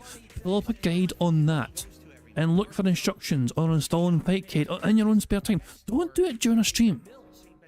Just like, look up a video on setting up Fightcade on your PC in your room and follow the instructions for your mini PC from that. Because I was trying to figure it out myself. I was like, this doesn't really explain anything. I mean, pretty dumb, right? You're pretty dumb, right? So, it's up. I'm counting free space. I mean, for Dead Air. Fuck it, Dead Air. First bingo of the game. Burger. 5 in a row. That's concerning. No, I mean, fuck it. He's just annoying the crap at me. First bingo. Up to you. Like, I don't know what you guys want to do. Or if you want to do another Star Wars stream. See what I'm saying? Like, with 2 nights open, both Tuesday and Wednesday, we basically have freedom to do whatever you guys want. Do you want to explore Game Pass games and more indie games? Do you want to try to set up Fightcade one night? Do you want to just do a hangout session? Do you want to do some Star Wars? Like, what do you want? I'm down for whatever. I just need to know what you guys want. We got to figure this out, okay? Phil, is there a stream where you can just fucking sit there and hold your pocket open so we can all throw all our money into it in one big Phil swoop? And then you can laugh as you feel WWE champions on stream and saying thanks for the money, dummies. So, yeah. So, if that's what you want. So, let's talk about that. We got today, tomorrow, and Monday to figure it out. Because then by Tuesday night, we got to figure out what we're doing, right? We got to figure out what we're doing. Not Phil. You got to figure it out, Phil. You got to figure that shit out. That's your job to do. You figure the shit out. Anything you fucking get the audience to fucking figure it out for you, and if it doesn't go well, you fucking blame them for suggesting the fucking thing in the first place. Stop using your goddamn audience as a fucking scapegoat for when things don't go fucking well. I'd be down for whatever. You know, I really would. Some people are saying Fightcade would be good, but keep in mind, there's going to be a whole stream of me just setting it up. It's going to take me a while. I got to install, I just got to find these ROMs. I don't know where the fuck the ROMs are or how you get them. I don't even know if it's legal. I know nothing about this. I don't know if it's legal anymore. I used to be basically completely You would download an emulator with an add-on for whatever the online component was. Then you would have to go find the ROMs somewhere on the internet, and there was always like 10 versions of the ROM, so you never knew what the right one was. So you go to boot it up, and it's like the European version of the fucking game you wanted, and it runs at the wrong speed. Like, what is this? This is the wrong game, you know? So I don't know anything about it. I don't know how to get it to work or whatever. I guess I have to figure it out, right? But that's what I mean. We have to do it together because I don't know what I'm doing. I have no idea. How about you ask one of your fucking fellow cohorts from the FGC to assist you? You Google the game and the ROM, it takes like 14 seconds. Yeah, but I thought that's not legal, right? Am I wrong here? Am I wrong that just downloading ROMs, you're not supposed to be able to do that? You don't have to find the ROMs anymore. You drop a file in the directory and it fetches the games automatically. You see, so I'm not kidding you. Within 5 seconds of each other, I got 2 completely contradictory statements in my chat. One person says you have to Google the game and the ROM and get the ROMs manually, and the other person says no, it does it automatically. Did you see my confusion with how to do stuff? Like, this is the kind of advice I get. I get completely contradictory information within 5 seconds. And it's like, Oh my dog! What's up? Thank you very much to Dist Optimist for the super chat, who says he has the mini PC that is orders of magnitude better than his 10-year-old laptop. Well, it's 10-year-old gaming PC. The laptop's not 10 years old, so the laptop is just a monitor chat, you know. But the thing he uses to do, I feel like I'm butchering your message a wee bit here. The PC he uses to do direct capture and all that shit, that is 10 years old. The laptop he uses to monitor chat is like 6-7 years old. Anyway, but yeah, the mini PC is quite strong, quite good, as you say. Why doesn't he use that for a 2 PC setup? Make it make sense. You are right. You are completely right, this Optimist, about that. Where he has something very powerful at his disposal, which he could utilise to improve his content for his business. Instead, he's played like 1 or 2 things on it ever, and it just gathers stuff in the corner, not doing a single. It's just going to waste, essentially. Going to absolute fucking waste. So yeah, you're absolutely right. Phil could do a whole lot more with his content right now for his business, for his audience, but he won't do it because nobody's told him how to do it, and he won't bother himself to do it himself. He needs someone to fucking do it for him because he is that lazy of a person.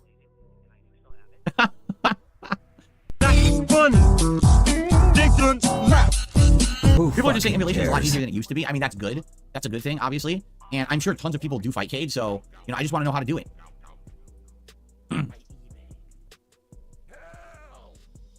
So, again, it's a possibility. Let's figure this out. Now you know. Tuesday and Wednesday night is open this week. I need advice on what you guys want to see. I would like feedback on what you want to do. Please share, and let's you know, talk about it and figure it out.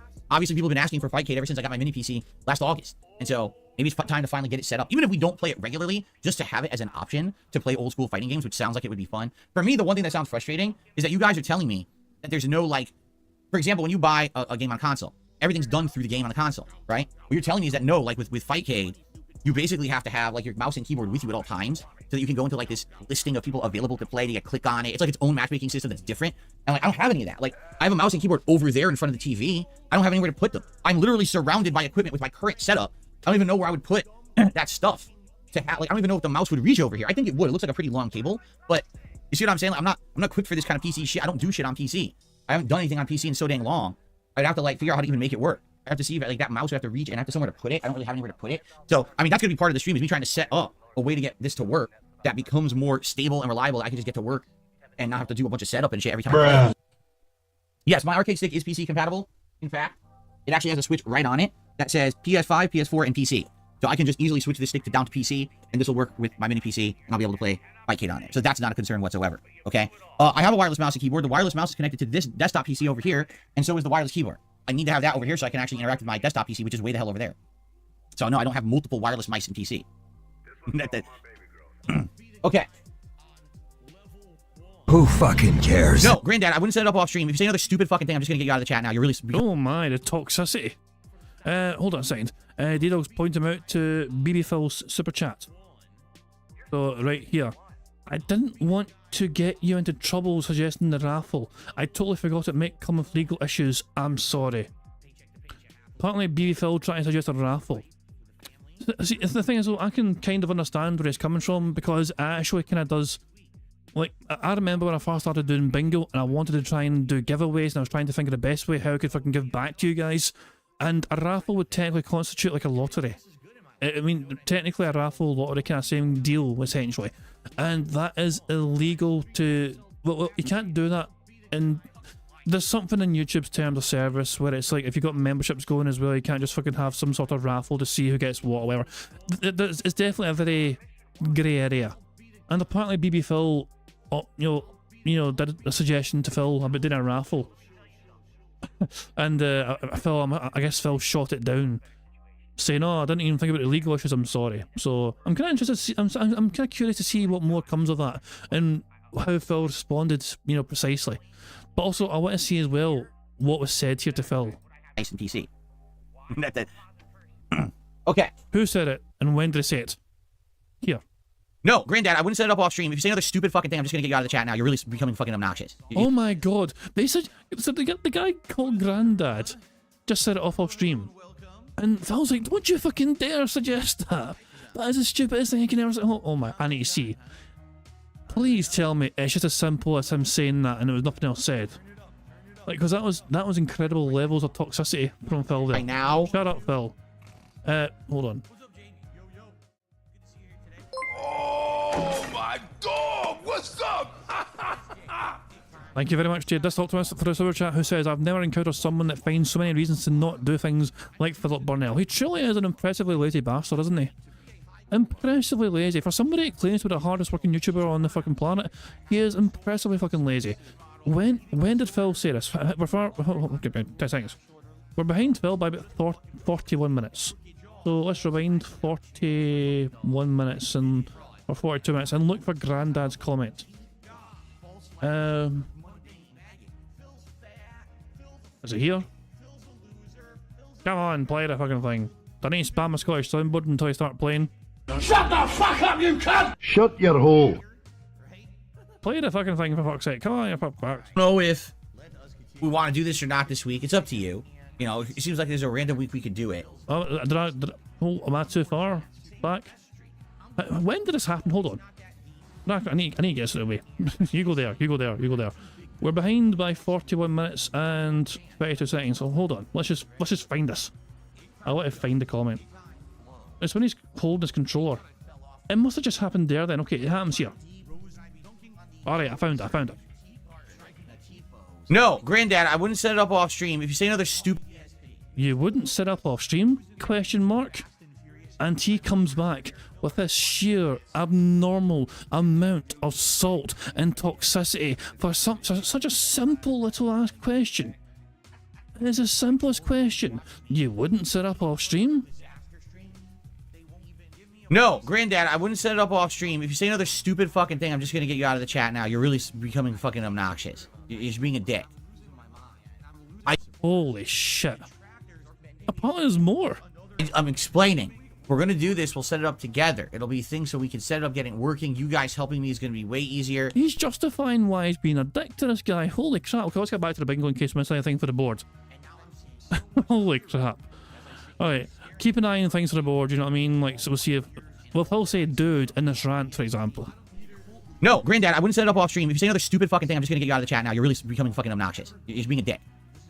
I'm explaining. We're gonna do this, we'll set it up together. It'll be things so we can set it up, getting working. You guys helping me is gonna be way easier. And you're sitting here, you're not gonna set it up off stream? No, shut the fuck up. Kiss my ass. How about that? Stupid idiot. Holy crap. Holy shit. Oh my god. It's like he didn't even... All he said was, can you just do this off stream? And he just lost his fucking mind. I mean, I don't know why I'm so fucking surprised. Yeah, Aviga's right. If the track does the rest of the audience, they'd be ostracised. You're right, Aviga. Go to fucking bed. You're right, though.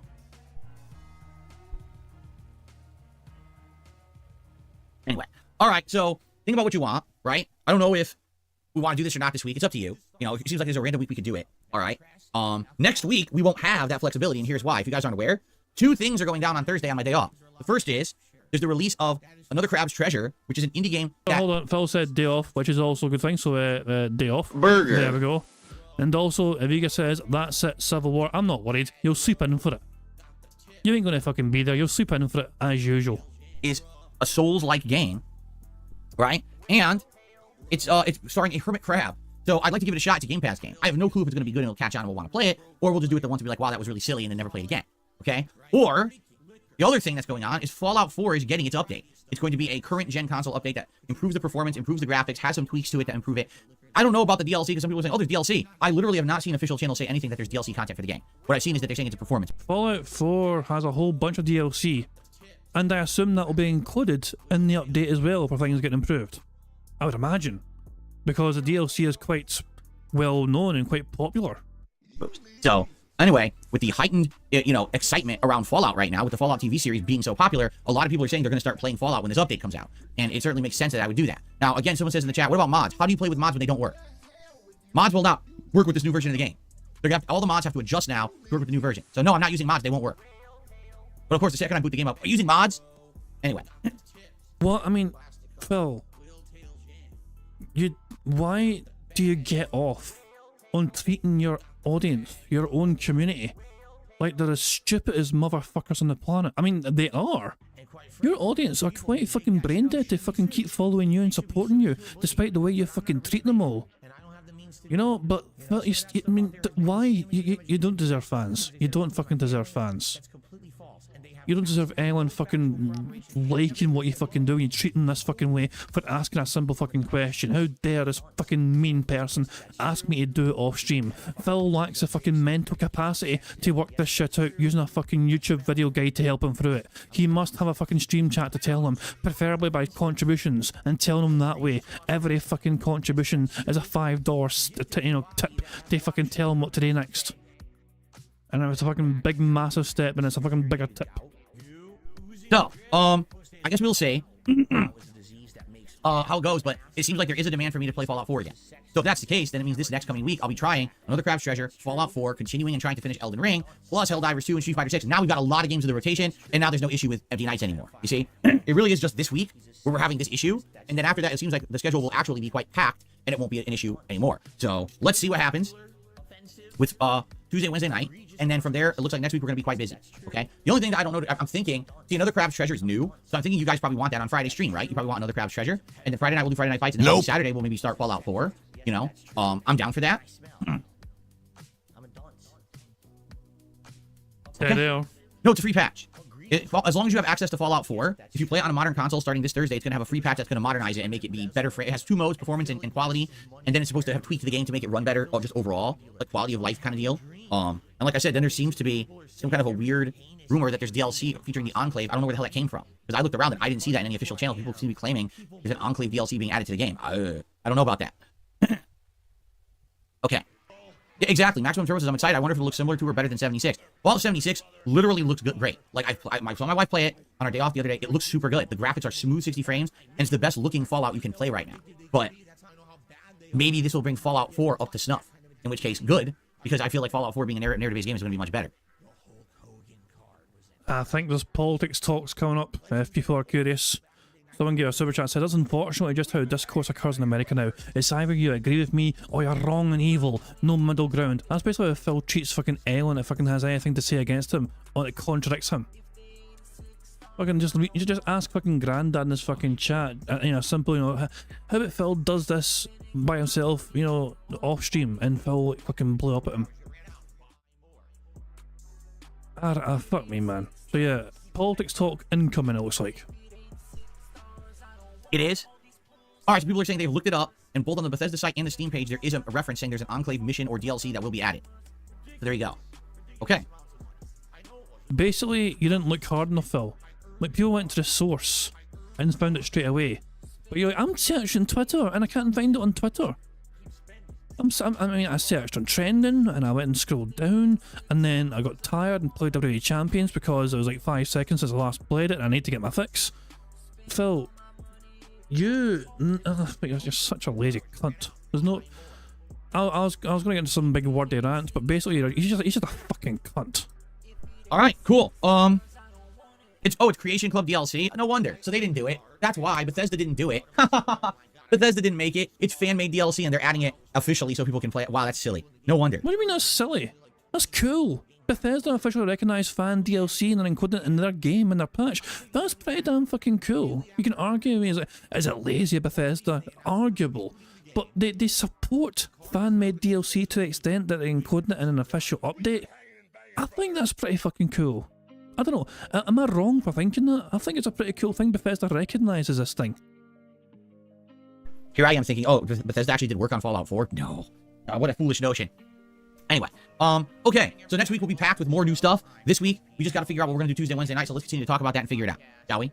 Okay, cool. All right, that's what I got now. There is one news story for us to talk about today on DSP News, and for some of you, this might interest you a lot, and more of you, it might have zero interest. I'm somewhere in the middle, all right? Because this story involves TikTok, all right? This morning, the United States House of Representatives, which is one of our lawmaking bodies, passed a law that says that if the owners of TikTok, that's right, that business and website and app where you can make those stupid video clips and everyone dances and acts like a moron and does stupid comedy and all kinds of junk, right?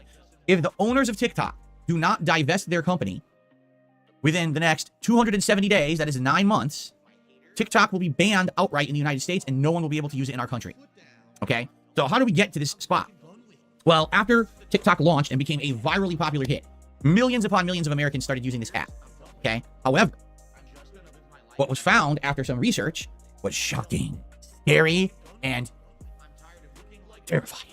I mean, I've got to. Was shocking. Give me a second here. There's a couple of thumbnail possibilities. Okay, right there is one. Okay, hold on. Give me a second. Give me a second here. Give me a wee second. Some of you guys might want to get into the news to hear what he's got to say. I've got thumbnails to make. I've got silly faces to fucking crop out and remove the backgrounds from.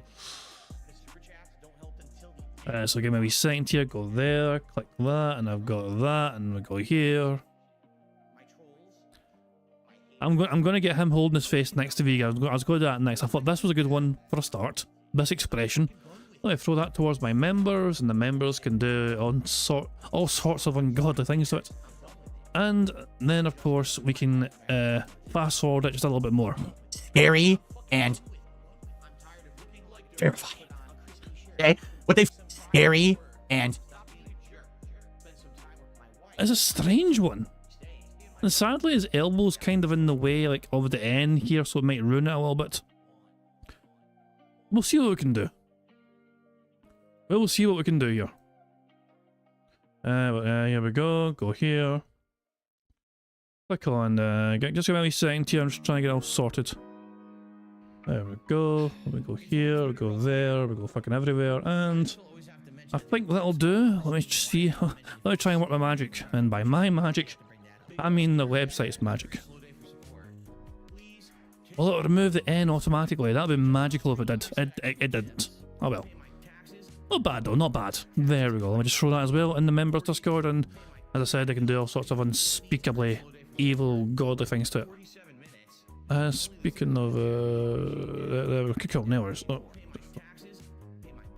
Right, there we go. We're all good. We're all good. Cool. Right, let's get on. Let's get on with the bingo. terrifying. Okay?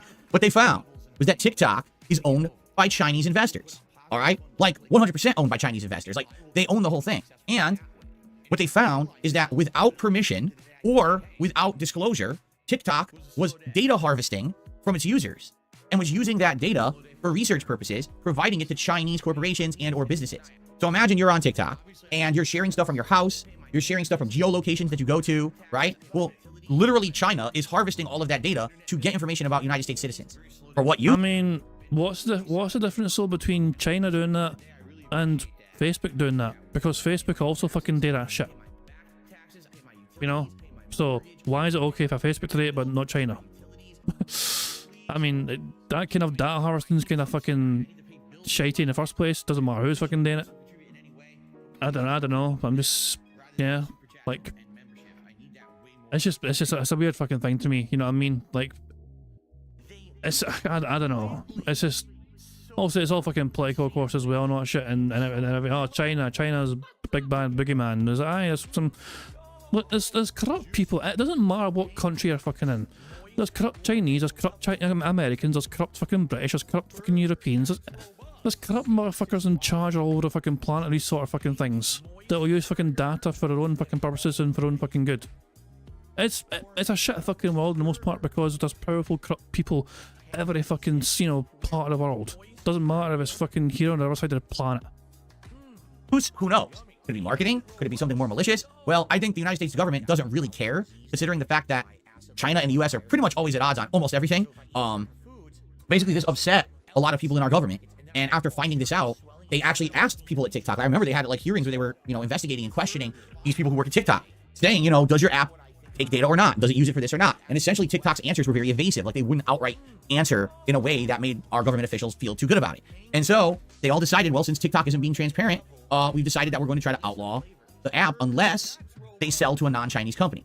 In which case, then the data wouldn't be provided to China, which essentially could be like our enemy having all data on our populace. So basically, that's what's going on. Now, with 9 months to go, right?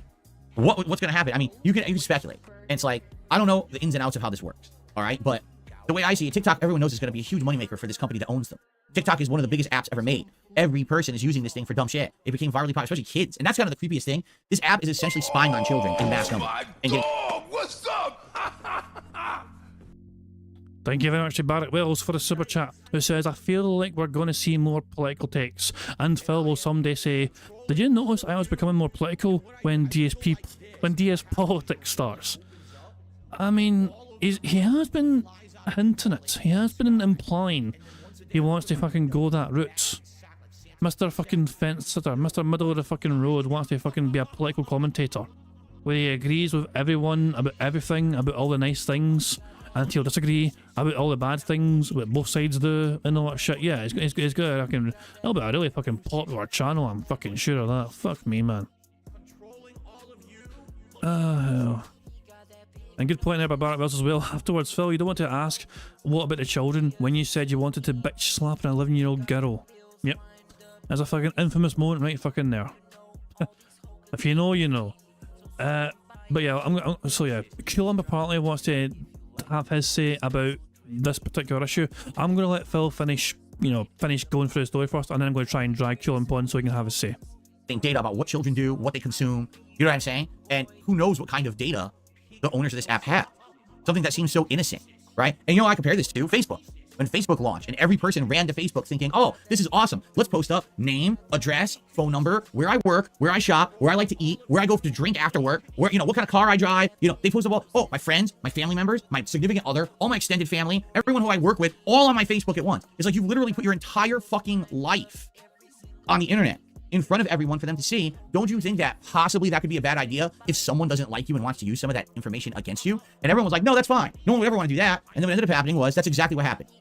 Facebook over the years has been used for tons of malicious purposes, whether it's, marketing with the company, scams. Scams are rampant, absolutely rampant on Facebook. Hacking of accounts to fake someone, get your information. Now you're screwed because they're taking all your money and shit. Hell, I mean, it was just recently found out, they had Mark Zuckerberg there in Capitol Hill in front of Congress, basically apologizing publicly to parents whose kids had been abused or even murdered as a result of pedophilia rings on Facebook.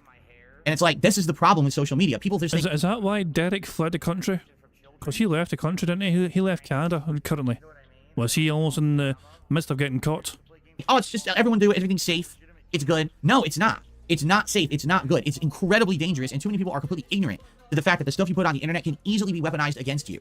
You have to be careful about what information you put. You have to be so careful about anything you click on because anything could screw you over for, a million things, right? So I'm sure TikTok is harvesting all this data on Americans and using it for all kinds of fucking fucked up purposes, right? It's like undoubtable. There's some people out there who are going to use it for bad reasons. So with 9 months time frame provided now by our lawmakers, the question is what's going to happen? Well, let's think about this. If you own TikTok and you're making insane amounts of money on the app and you're getting a bunch of data out of this app that you're then selling for even more money to whoever knows who, are you just going to want to sell the company off because the United States says they're not going to allow it to be used anymore? First of all, TikTok is not just in the US. It's worldwide. It's a worldwide app. Everyone's using it. So you're talking one country. Now, admittedly, probably Americans are using it a lot. I don't know what the actual percentile numbers there are, but could this app continue to go on to be super profitable if the United States doesn't use it? In 9 months, could a actual reasonable legal offer even be issued? Like, can you imagine the value of TikTok? Like how much it must be worth? What kind of an offer? Who's going to field that offer? What company out there would want to spend that much money to buy a TikTok and put it under its umbrella? Because here's the thing. You know that no matter who you are, if you buy TikTok, you're essentially buying something that already has the ire and attention of the US government on it. So if you buy TikTok, now you got to make sure that your T's are crossed, your I's are dotted, and you're doing everything right, and there's no mishandling of information, and there's nothing malicious happening, because the United States already doesn't like you, right? And they're going to be on you about everything.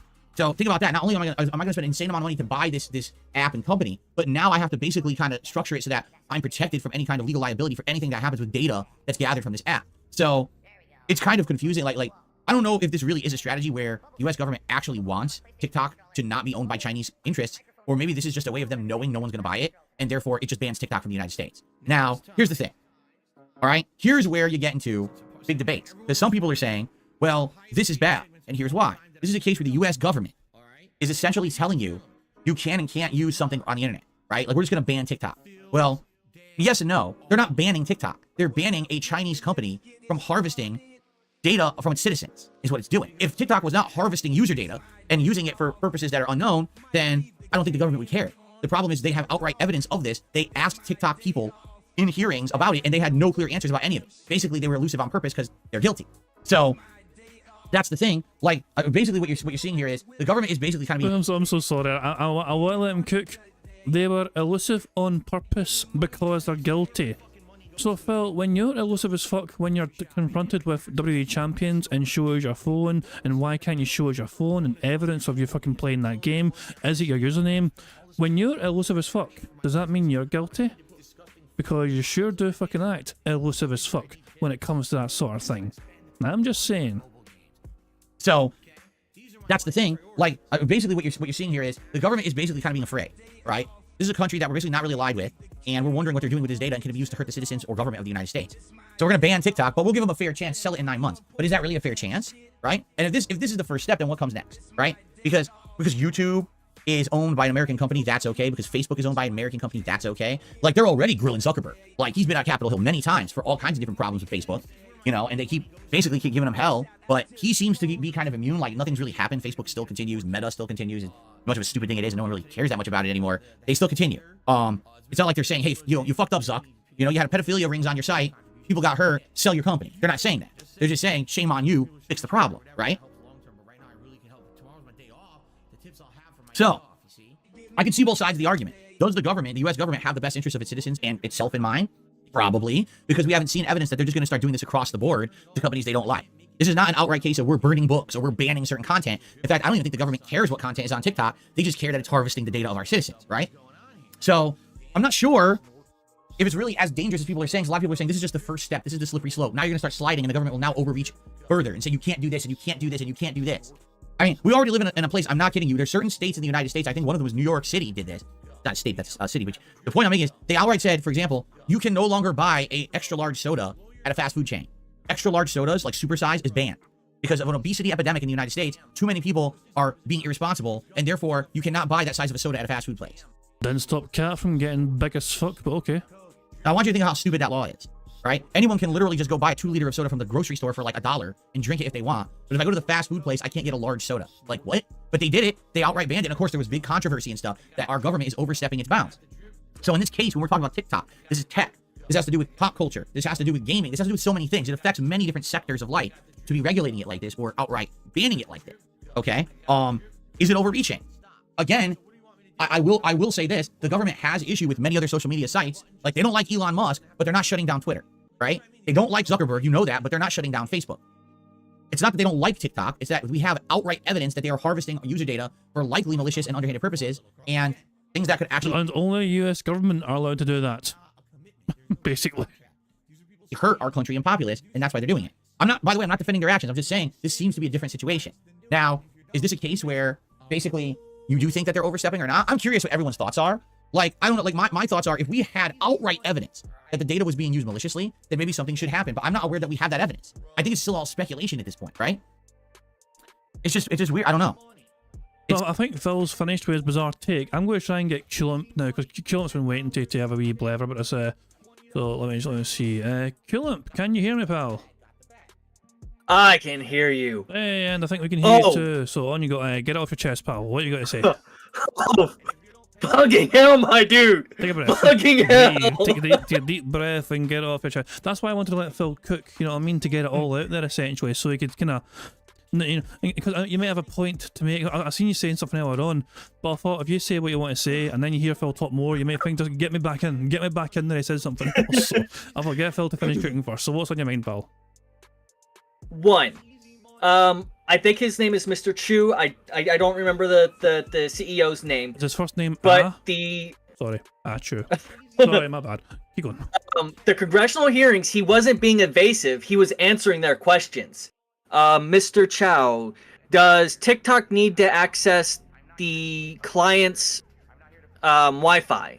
I think I've seen that video. Yes, Senator. No, some of his answers was, yes, Senator. TikTok needs to access the Wi-Fi so it can connect to the internet to connect to our servers. Yeah, I remember seeing that video. I was like, so, and is that the same guy that's from Singapore? Yeah, he's from Singapore. He is a Singaporean national citizen. He's never been a Chinese citizen. And this is actually one of my notes I have here. This is all Red Scare tactics from the 1980s. What next? Russia in the Cold... Well, okay, never mind. That's a bad example.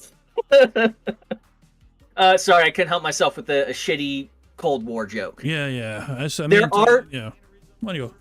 There are actual concerns here, but none of it's what the congressional hearings, what he tried to imply, what DSP fucking Philly Child tried to imply that there was. There are concerns about data harvesting, but guess who else sells data? And everyone said it in the chat earlier. Twitter, Facebook, TikTok, or not social media in general. Social media in general. Snapchat, Instagram. They all do it.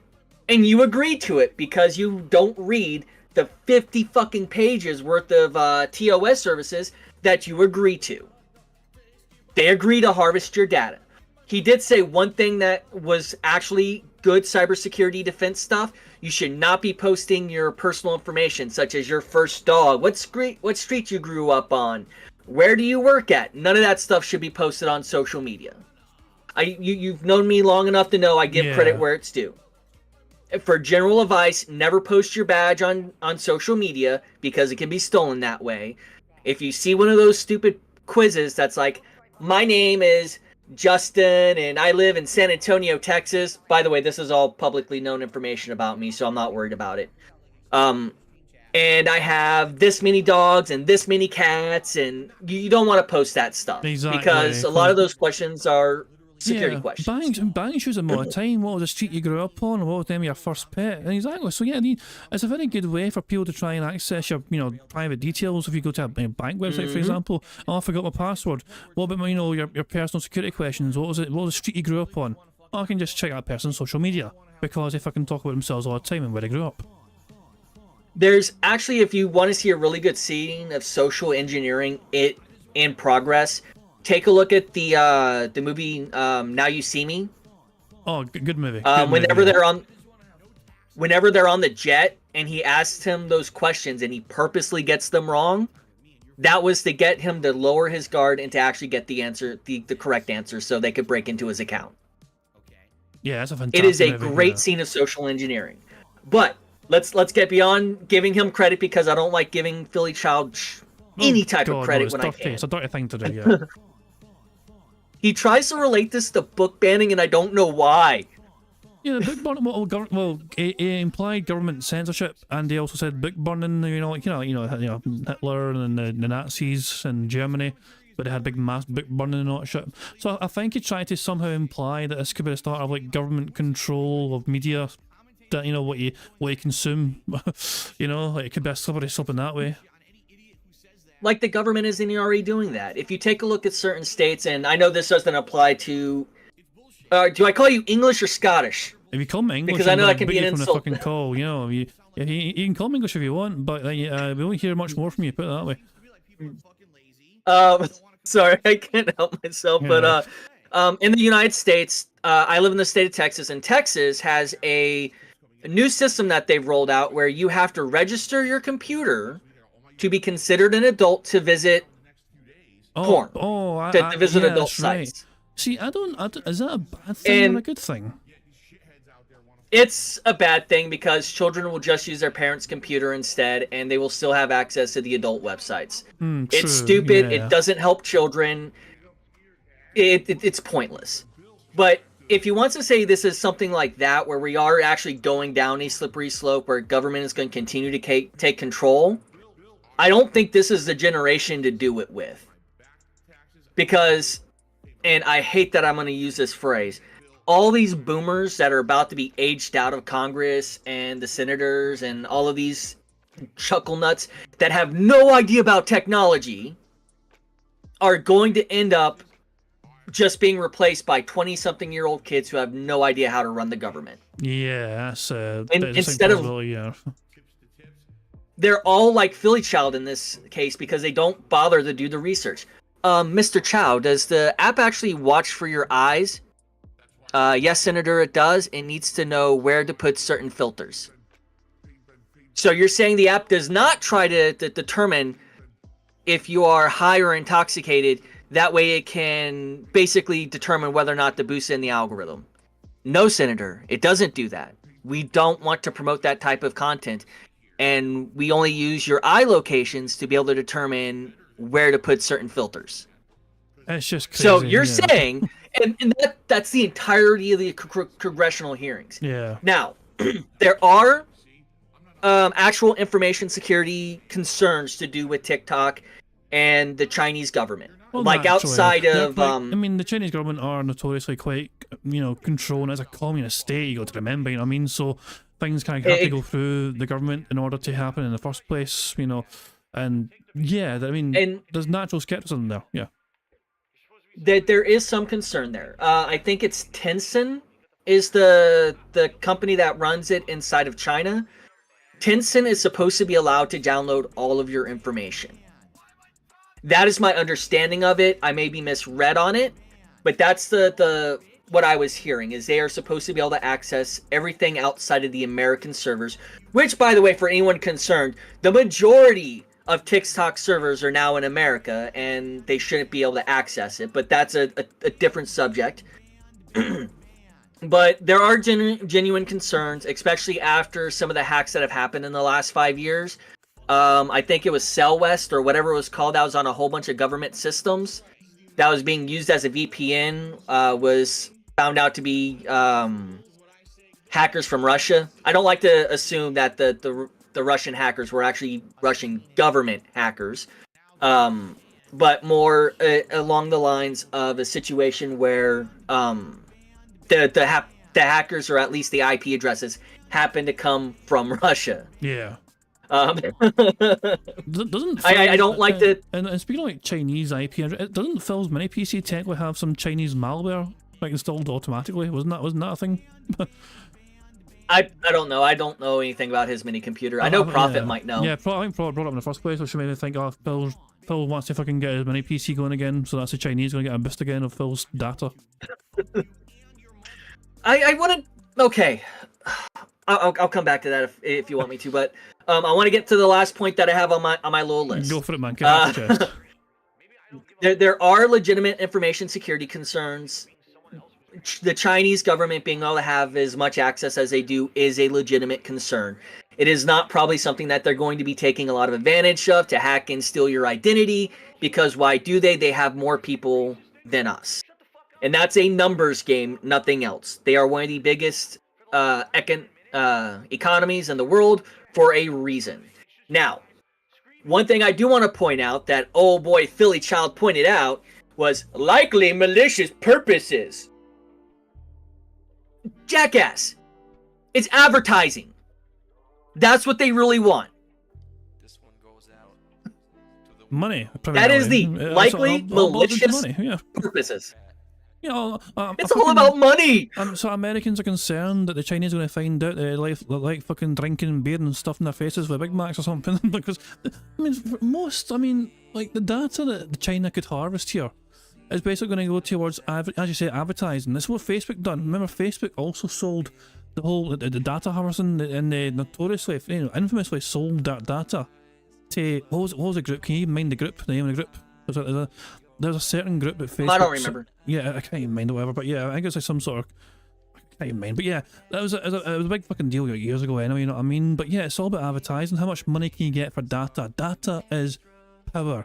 Information is power. If you have a whole bunch of fucking personal data about fucking users, a certain number of users, that could be a big money, depending on who you sell it to, and it depends on the advertisers as well. So yeah, that is as simple as that. Information is power. Why do you think the fucking bank leaks fucking shook Phil so much? Because information was power. That wasn't somebody fucking taking money out of Phil's account. That was fucking people sharing information about Phil's finances. And that information got out there, so now everyone knows information is power. In the Chinese government, if they're looking for information, they're not looking for identity theft. What do they have, like, outside of someone like Bill Gates? Outside of people like him, stealing our information isn't going to do much. You know what? They're going to get that $180 I have in my savings account that I'm using to get my dental work done. Yep, $180. That makes it all worth the multi-billion-dollar investments into TikTok. It's crazy. Who knows if it'll stick, it's stupid. Who knows if it'll even stick or whatever. Who knows what will come of it. China, the worst case scenario, China will just fucking volunteer someone else to fucking... Like, there's a thing that goes on, right? Russia got, like, a whole bunch of sanctions put against them because of the war in Ukraine and all that shit, you know what I mean? Oil, you know, and that affects things like oil prices. You know what Russia did? Russia sold their oil instead to a third-party country. And that oil then got sold to, like, places like Britain via that proxy third country. So Russia got around the sanctions by basically just selling to somebody that wasn't sanctioned against them. And they still made money. Yeah. So, and that's what China will probably do with TikTok. They'll just sell the rights to someone else, maybe somebody in Singapore or fucking, you know, it's anywhere it's not China. It's allowed to fucking run this fucking company, and China will still like have like the secret rights. I don't know the rights, but maybe get some money from it or shares or some fish. Who knows? But they'll still make sure they make the money for it. The big theory going around right now is that some of the people who were using all these Red Scare tactics from the 70s and 80s, actually it goes all the way back to the 50s, but that's a whole different conversation. Yeah, the Cold War stuff. The anti-communist sentiment, but whatever. They're using all these Red Scare tactics to basically try and get people scared that China's in there trying to steal their identity and take over. They just want the want the advertising data. Yeah, but that's what I'm saying. The American government, though, it helps that people are scared. It helps that people are afraid. It helps that there's fucking fear there. When 9/11 happened, that's when fucking things started ramping up and thinking, we got to fucking, you know, hit back and we're scared. Who done this to us? Let's retaliate. Let's get revenge or whatever. And that's when you fucking had all, you know, the war on terror and all that shit. And fucking, yeah, this country has definitely got nukes. So wait a second, they don't so well with what they had. That kind of shit, you know? But it's like, it's that kind of thing where people want the response because fear drives them, you know what I mean? Anger and fear can really control a population. Yeah, and he doesn't understand what... He understands what divesting is, but he doesn't understand the purpose why. Yeah. I did listen to the first round of congressional hearings with Mr. Chow, and I listened to the most recent ones. And what it sounds like they're trying to do is to get TikTok out of the control, in quotations here, out of control of the Chinese government and make it a United States thing. And then they're supposed to back off on it because then it has to follow United States standards, which they are already following. Wait, he's talking about them selling and divesting to United States in interest. Sounds like, and this is what a lot of the people who I've seen in information security and IT talking about, is they're looking more to basically bring it just to make an American thing and probably sell it to one of their friends who has a company who can purchase it. And then they can buy a lot of money with all the TikTok money they're getting. But I do want to point out one thing that pisses me off about what Philly Chow originally said about TikTok. It's not all stupid dances. Book people advertise on it. There are people who legitimately tell funny stories. There are comedies. Some of it's good, some of it's bad. You have a lot of cosplayers on there. And if you sit down and you're watching TikTok and all you see are dancing 12-year-old girls, that's because that's all you're watching is dancing 12-year-old girls. Yeah, Derek. You know what I get a lot of? I get a lot of thick goth girls. I get a lot of book stuff. I wasn't going to pry, but okay. But I feel like it's something we could keep. I feel like it's something we could very easily keep talking about and discussing. All saying with theories as well, and yeah, even the thick girls as well. We could keep talking about that as well, possibly. But now let's just not derail ourselves any further. Right. Phil basically has taken something what is a bit of an old news story. He's thinking it's somehow new and relevant when this is actually kind of old information to a degree. But it's probably got a lot of twists and turns down the way. But I do appreciate your input though in correcting Phil and what he's saying and all that jazz. It's a good talk. But at the same time, it's like we derailed ourselves so easily, getting down a bit of a rabbit hole there, talking about fucking the conspiracies of like countries and not just China and America and all this and all that, and corporations are evil. Yeah, it's just. But thanks for your feedback, man. I'll drop off so we can actually finish up Bingo today. No worries, man. I do appreciate your input. Also, you got a background in security kind of things in that aspect. You know what I mean? So you will obviously pay attention to it naturally. You know what I mean? So I do appreciate your input. Yeah. But let's just get back to the bingo and stop. I felt like we bored our the bingo audience more so than usual because we're just blathering back and forth about the evil corporations and the data harvesting. Oh goodness me! But that was good stuff indeed. It's always good to have the QLMP on as well and give his own expertise, but it's way too easy to get derailed. That's what it is. It's so easy to get derailed because it's like I do like to let people talk, but I like to also give my own takes and share my own.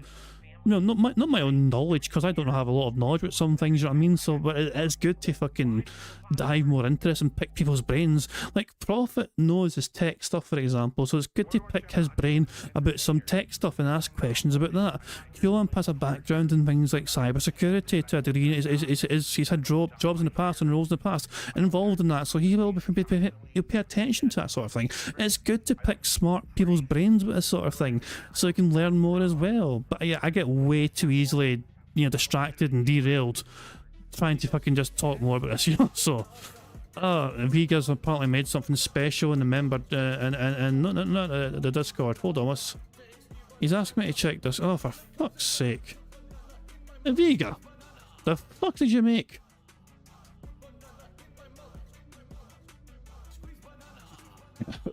Yeah, well, thanks, Vega. Thanks for bringing us back to reality. Let's just move on from that and get on with the bingo. Truly, I don't want the U.S. government going out there and saying, well, guess what? We decided now that no one can use YouTube. Wait, what?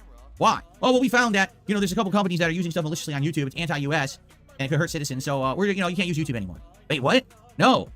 That would not be good. Phil, yeah, naturally. So Phil doesn't care that much because it's TikTok, and he hasn't got any actual investment in TikTok, okay? He doesn't give a shit about TikTok because it's got nothing to do with him. You replace the word TikTok with YouTube, and all of a sudden Phil would fucking care a whole lot more than usual because YouTube is basically his livelihood. If YouTube goes, he would fucking have no choice but to beg profusely on Twitch again, say, guys, please, I need your help. So it just feels to me like maybe it is at the beginning of a slippery slope. At the same time, again, no, I don't think that China should be harvesting data on our citizens. And let's be honest here, I just think it's just this gross, what's the word? Ignorance, this gross gullibility that people think that everything on the internet is safe. They literally think it doesn't matter if I put all my information on a social media site, no one will care, and it can never be used for anything malicious against me. Everyone else is doing it. And I hate to say it, that seems to be the mentality. Everyone else is doing it. I remember before I was a YouTuber, all right, I had an office job. And everyone in my office job had a Facebook account except for me. I'm serious. Like, every fucking person had one. And they were all networking, and they were sending messages, and they were inviting each other out to drinks, and they were posting family photos, and they were posting party photos, and this person is networked to this person. And they say, well, Phil, can I have your Facebook? What are you talking about? I don't have a Facebook.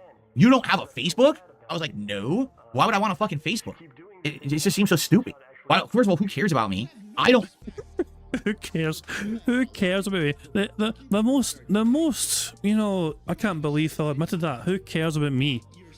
Like, for Phil to have a Facebook, he's got to have people in his life that would care to fucking talk to him. And do those sort of people exist? No. So, like, who's gonna fucking give the Facebook to? Jasper? Hey, Jasper, add me in Facebook, pal. I've got a Facebook. Come on.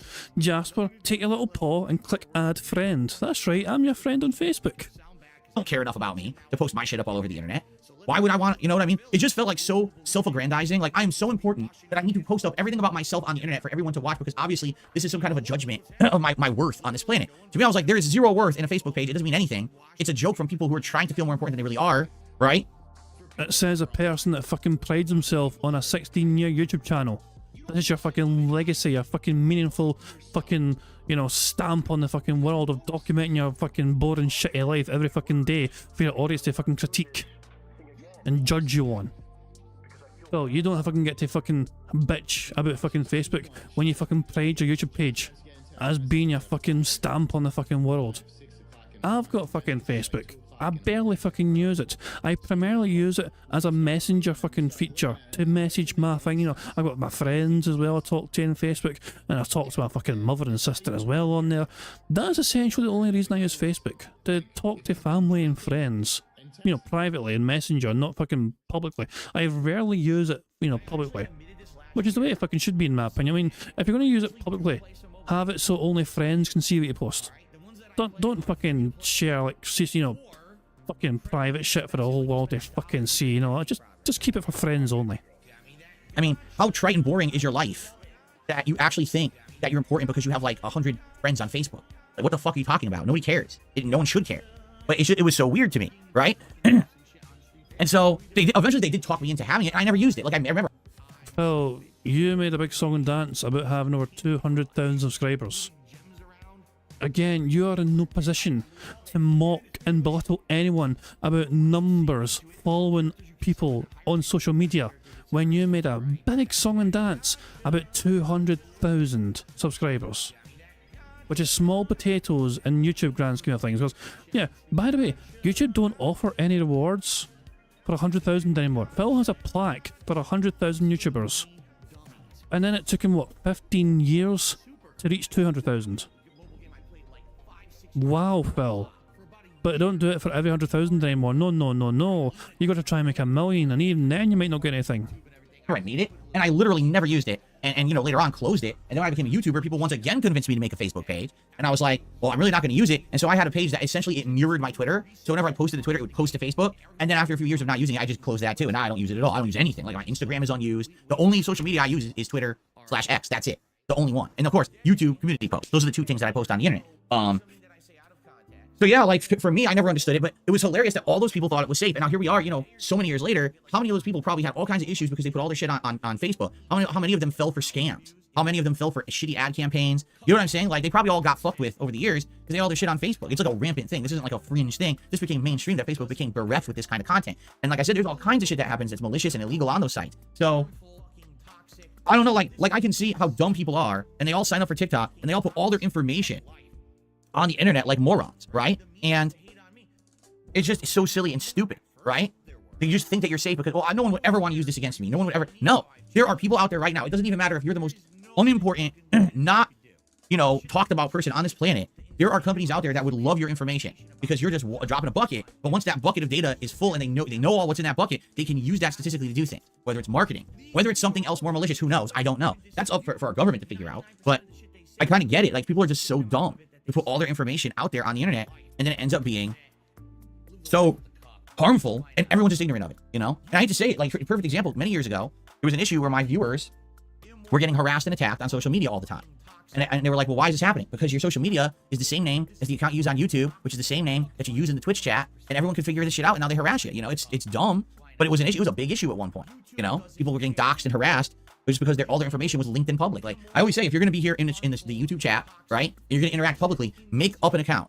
Literally make up an account that basically is nothing linked to any of your real life stuff. Don't have a YouTube account that's the same name as any other account you have on the internet. It must be different. That way, if someone for some reason gets a bug up their ass about you and wants to harass you, they don't have anything to work with, right? Be careful about what you say in a public chat. Right now, I do not recommend that any of you say where you live. Don't say your real names. Don't say where you live. Leave that, you know, you're supposed to be anonymous on the internet. You know what I mean? As a reason for that, for self-protection. You know, understand that there's people out there with bad intentions. I had people, no exaggeration, who catfished for a year and a half. There's two different people who did this. They pretended to be someone they were not. A different gender, a different race, completely different name, acted like they lived somewhere they did not, made up a whole backstory about their life and their job, and then befriended a bunch of people on my streams.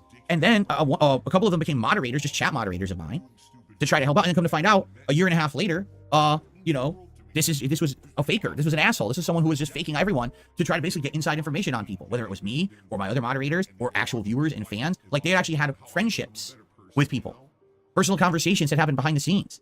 And it was like, and this person was not real. It was a 100% a catfish, a person who literally just was a loser, had nothing to do with their life. And they thought that this was somehow going to negatively affect me. It did not negatively affect me at all. They literally wasted. It's two different people who did it. Twice this happened. It's not just once, twice. It's like, damn. Fuck you and your friends. Losers. They just sit around constantly with nothing to do but waste their time trying to catfish people. Who fucking cares? And that's why when people say stuff to me like, oh, what you're saying is far-fetched and never would have happened. And I'm like, no, but this crazier thing already happened. These two different people spent a year and a half pretending to be someone else to befriend people and get in good graces, and then later on revealed that they were not who they said and were trying to hurt me or the community or both.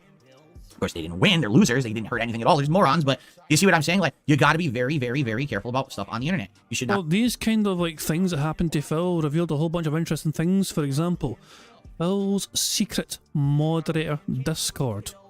Phil spent years telling his audience he does not have Discord, he does not use Discord. He used it as a fucking defense as to why he doesn't have WWE Champions, because he fucking told his audience he doesn't even have Discord.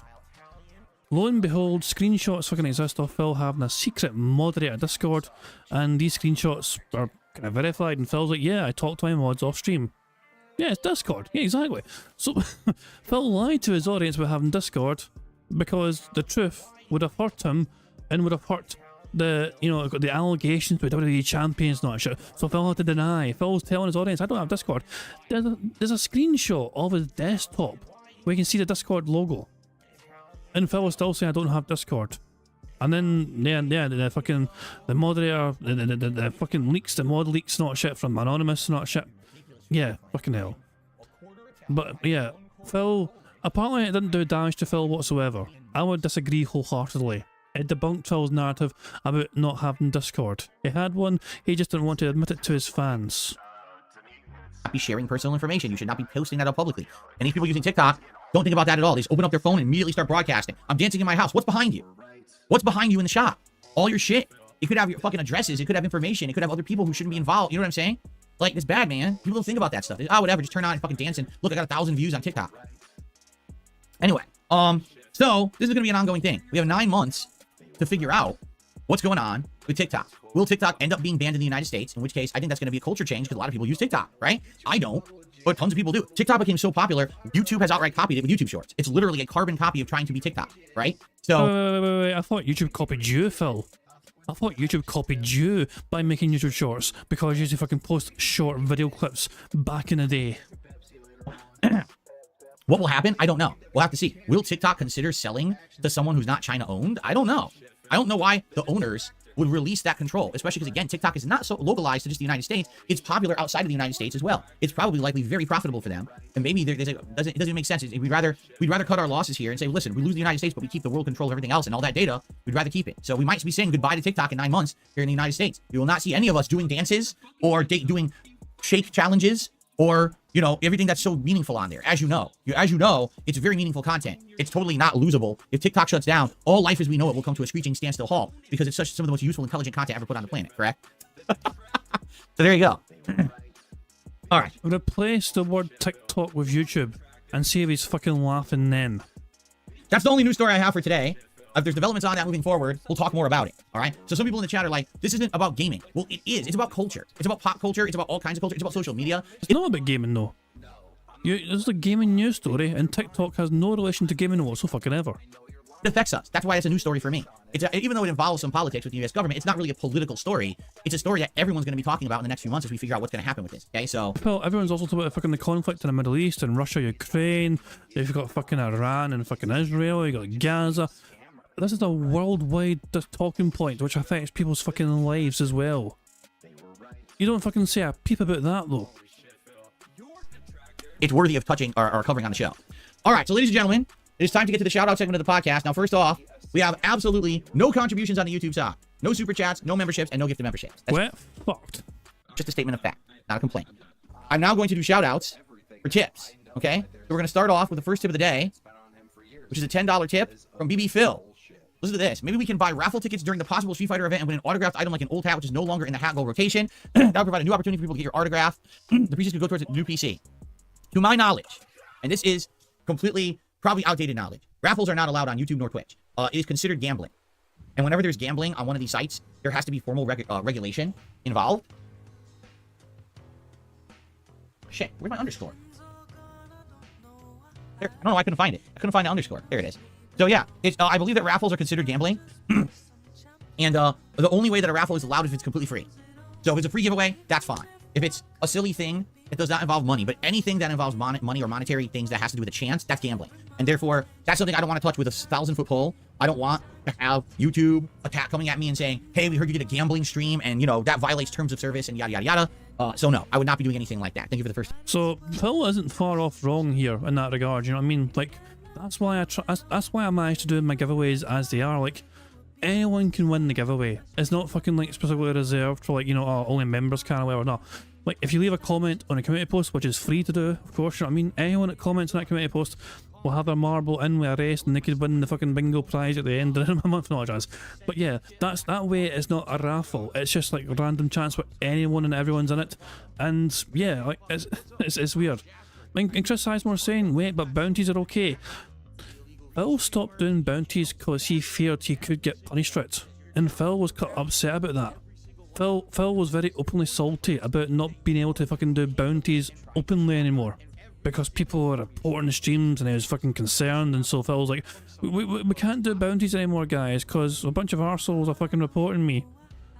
But yeah, it's a strange one. And Z0 says it's not gambling, it falls under illegal lottery laws, so it isn't a YouTube issue, it's a state law, federal law issue. All I know is that YouTube's terms of services does cover things like, it doesn't like raffles. Like, I'll try and find it. Okay, give me a second here. I'll see if I can find it very quickly. Give me a second here.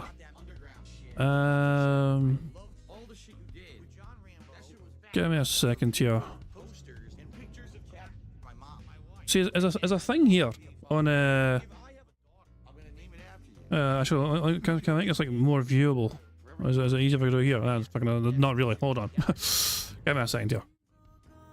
So if we go here, we'll just zoom in here. So where's the word raffle? Raffle doesn't appear anywhere. What the fuck? Or lottery. Yeah, there you go. Your contest must be free. So here's a whole bunch of terms of services, essentially. YouTube's contest policies.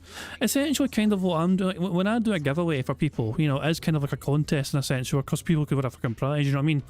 So that's why I fucking try and make sure, like, I don't try and fulfill of the fucking terms of service, you know? So, it's things like, you know, free to, so anyone can comment on the community post, that means it's free to enter.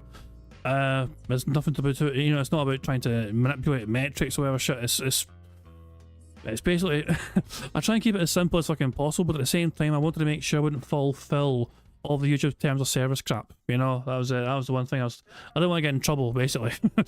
Don't want fucking YouTube to go, oh, you fucking don't do that shit. So yeah, that's why. So but yeah, I play it in the safe side, you know what I mean? I'm only able to do giveaways anyway because you guys are so generous in the first place and I want to give back. It's as simple as that. So because asking what if Phil won the bingo, Phil would have to come to my channel and leave a comment, which is never going to happen. Although there's nothing stopping one of you guys, if you won the marble race, to donate it to Phil. I wouldn't encourage it, but you're free to do with the money whatever you want. Tip of the day. I received a $7.77 tip from BB Phil. You refuse to adopt the button mashing and pattern meta you encounter in Street Fighter 6 online yourself because it's contrary to the spirit of how fighting games should be played, or because you don't have time to learn the patterns. It's not a fun activity to play in the game that way.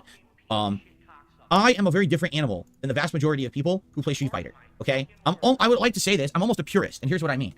During the time when Street Fighter was being converted from arcade cabinets to console, I was adamant that we should stay on cabinets. I want the authentic experience. Everyone should be using the same hardware. No one should have an unfair advantage. You shouldn't be playing a game that's inferior to the true arcade experience. I was a purist. I wanted the arcade cabinets to continue. That phased out, and there was nothing you could do about it. I was one of many who thought that you were going to lose the purity. You know, you lose the purity of the game if you were playing different versions. You know what I'm saying? So, what can you do, right? Then, later on, when games started using shortcut buttons, right? Press this button and it's all three punches together. Press this button and it activates a special ability. I was like, no, I'm just going to use the buttons that are intended. So when I play Tekken, I use the 4 buttons and I press those buttons together to do the moves. When I play Street Fighter, I have 6 buttons and I press all those buttons together to do the moves. I don't use shortcut buttons. That's just how I play games, because that's how I grew up playing them in arcades. I'm very different than most people. Most people who play competitive fighting games today started around Street Fighter 4, Street Fighter 5. So they grew up with, I play on a pad. And, you know, I have 700 shortcuts up here to do everything quickly. And you know what I'm saying? It's just very different for me. I'm a whole other generation. Basically, you couldn't adapt. Adapt or die. And you died, and you blamed everyone else around you for you not adapting. Than most people who are playing fighting games today. All right? So, when you're playing fighting games, and you're playing people who are online, and what they do is they learn a pattern that they can execute, all right? Think of it this way. It is a flowchart. Like, flowchart, Ken, is the running meme and joke in the FGC, but it very much stands to reason. A lot of people who play fighting games today are flowchart players. What that means is they have memorized, like, 1 or 2 sequences of events that they can execute, and that's all they execute. If things don't go according to plan, if something goes awry, if the flowchart breaks down for some reason, they lose. Okay? And that is what's happened a lot with modern fighting games, is people who buy these games and play them, even try to play them competitively, don't actually have fundamental knowledge of how to play the fighting game. They don't understand what footsies means. They don't even know what a high-low mix-up is. They don't know what an option select means. What they know is, just do this pattern over and over, just do this pattern over and over, over and over, over and over. Hey, look, I won. And it's, well, Phil, if you know the pattern's coming and you can't stop the pattern, that's on you. If somebody can beat you very easily with a pattern which doesn't require much thought process, that's not a fault of the game. That's a fault of you for not fucking countering it effectively. Sadly, modern fighting games have become so easy to play with very little execution required anymore. No entry level of skill.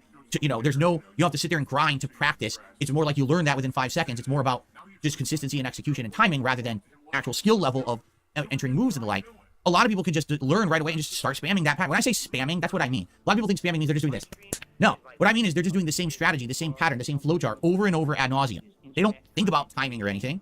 They just fucking throw out that one thing that's overpowered. I think he said what I mean by that is. So, there we go, fuck it. 5 in a row. That's concerning. Technically, we are 5, well, we're 5 away from a full house, but we have 1 free space, remember, because Phil said so much that we got a free space from it. If Phil snorts and burps 4 more times, we get 3 spaces for that as well, and if we get 100 likes on this bingo stream before I finish playing bingo, that too will be a free space. Hopefully today's the day we can add 25 buckaroos to the bingo prize fund. Over and over.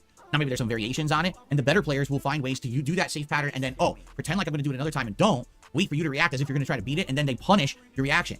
Okay? But when I play Street Fighter Online, I'm not looking to do any patterns. I'm not looking to just spam the same thing over and over. I'm a more... No, Phil, you do though. You do. It's very obvious. Even for someone like me who doesn't play the game, I notice your fucking regular pattern of fucking moves you fucking do. Now, Phil, there's nothing wrong with that. You complain about other people doing it, but you do the same thing yourself. There's nothing wrong with having combos in games. That's the whole point of having these fucking combos and trying to fucking get, link up the most powerful combos and try and execute them all properly and get the timing spot on. It's a thing to be rewarded for the player for fucking pulling it off effectively. But you bitch and whine and moan about it because you get hit with them all the time and you can't punish people yourself with them usually. Even though you're trying your damnedest to fucking do it. Reactive player, meaning when I play, it's like when I used to play in arcades. Do I have a game plan in mind? Sure I do. Especially when I used to play with like Balrog or something like that in Super Turbo. If you can bully someone right away, then take advantage. But for the most part, when I play fighting games, I'm more about reacting to what the opponent is doing, finding a way to punish or go around it, and then capitalize on their mistakes. And that's a whole different kind of play. There's entire characters based around that style of play. It's basically anti-rushdown. Any rushdown character I usually don't use in fighting games because that's just not my style. I don't like constant offense. I like kind of mixing it up, kind of playing a little bit more apprehensively, waiting and then take advantage of them. Then you get taken advantage of because they're fucking rushing you down, you can't fucking react to it because you're fucking shit at the fucking game and dealing with it. Guys, we have 100 likes on the stream. Thank you very much for that. So 100 likes, that's a free space, and not only is it a free space, you guys also get to enjoy the Balls animation made by the supremely talented Pixar Animations. Remember to keep an eye on the bottom right for Jasper to do his thing.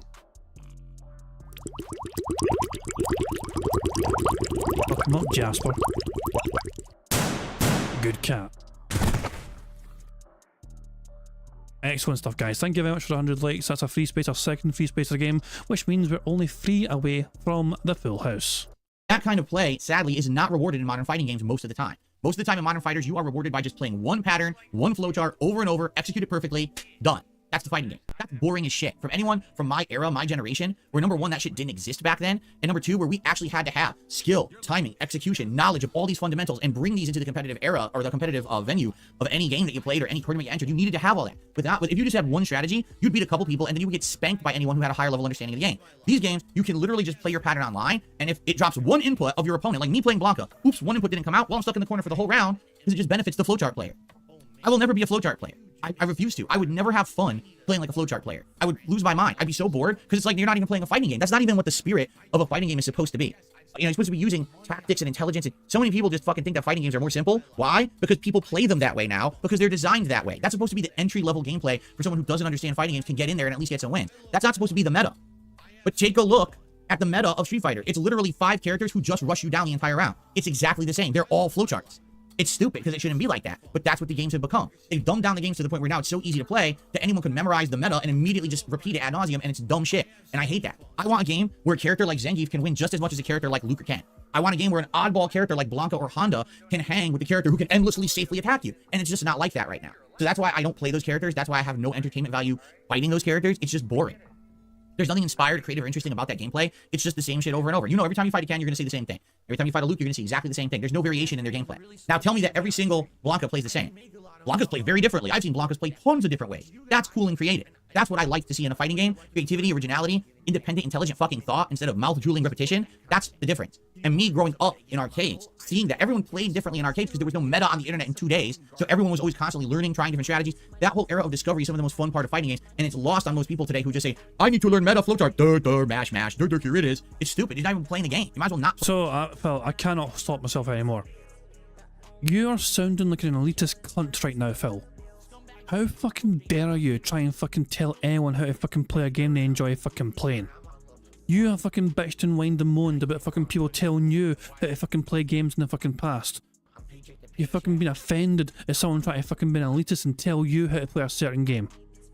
And you fucking tell them, no, I'll play the game how I fucking want to play the game. Don't be such an elitist. Here you are, telling people the ways are meant to fucking play a game. They're not playing it your way, so you think it's fucking wrong because you're not fucking good enough to fucking hang anymore playing that game.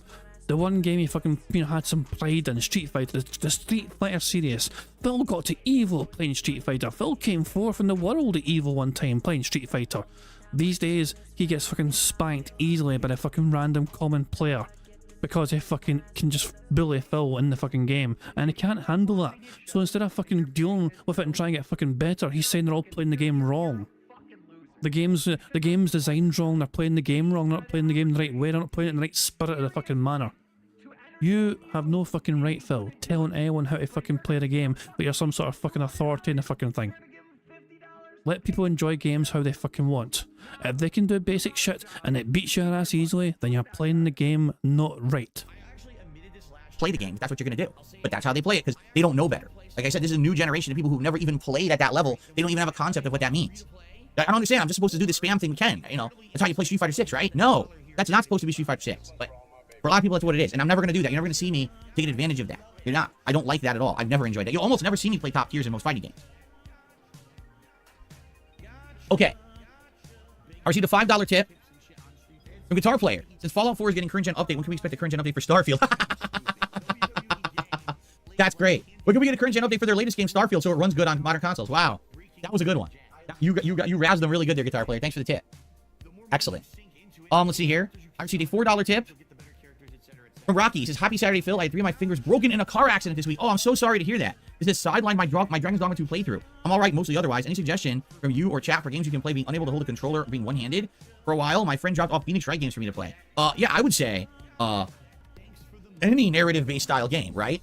Any narrative-based game. Turn-based RPGs, for sure, right? Anything that's turn-based or slower-paced like that, you can play, well, yeah, for sure. That's what I would recommend. I would recommend narrative-based games and turn-based RPGs. Obviously, you can't drive, you can't fly, you can't do action combat, fighting games are out. You know, anything that has a slower pace is what I would recommend for now, anyway. So there you go. I hope that you get better soon. I'm very sorry to hear that.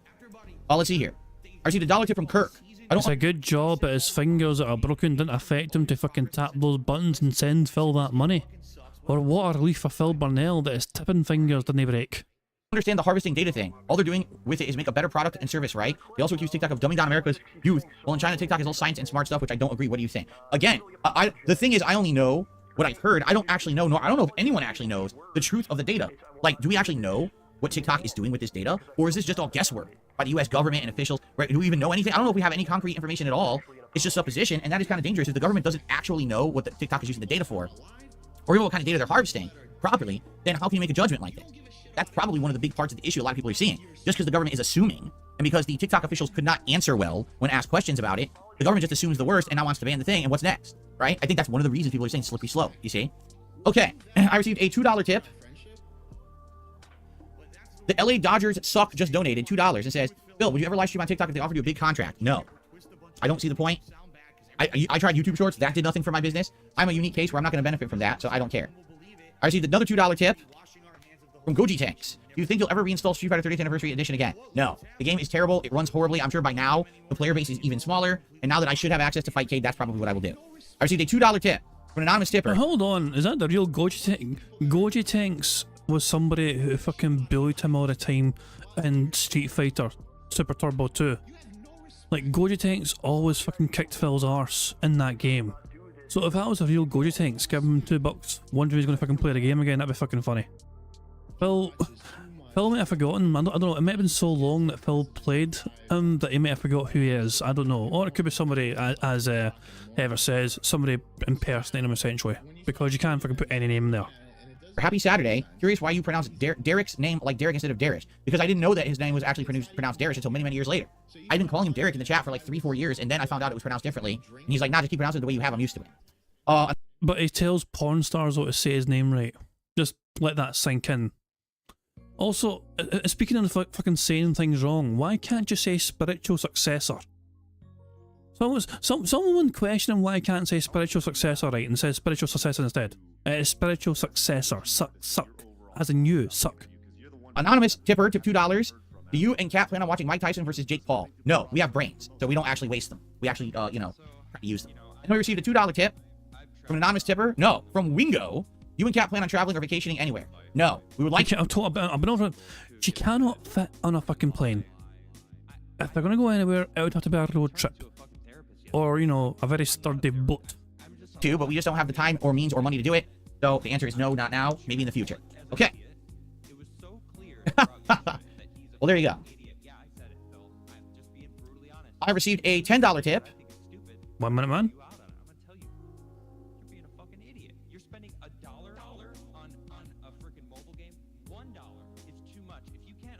So basically, 1 Minute Man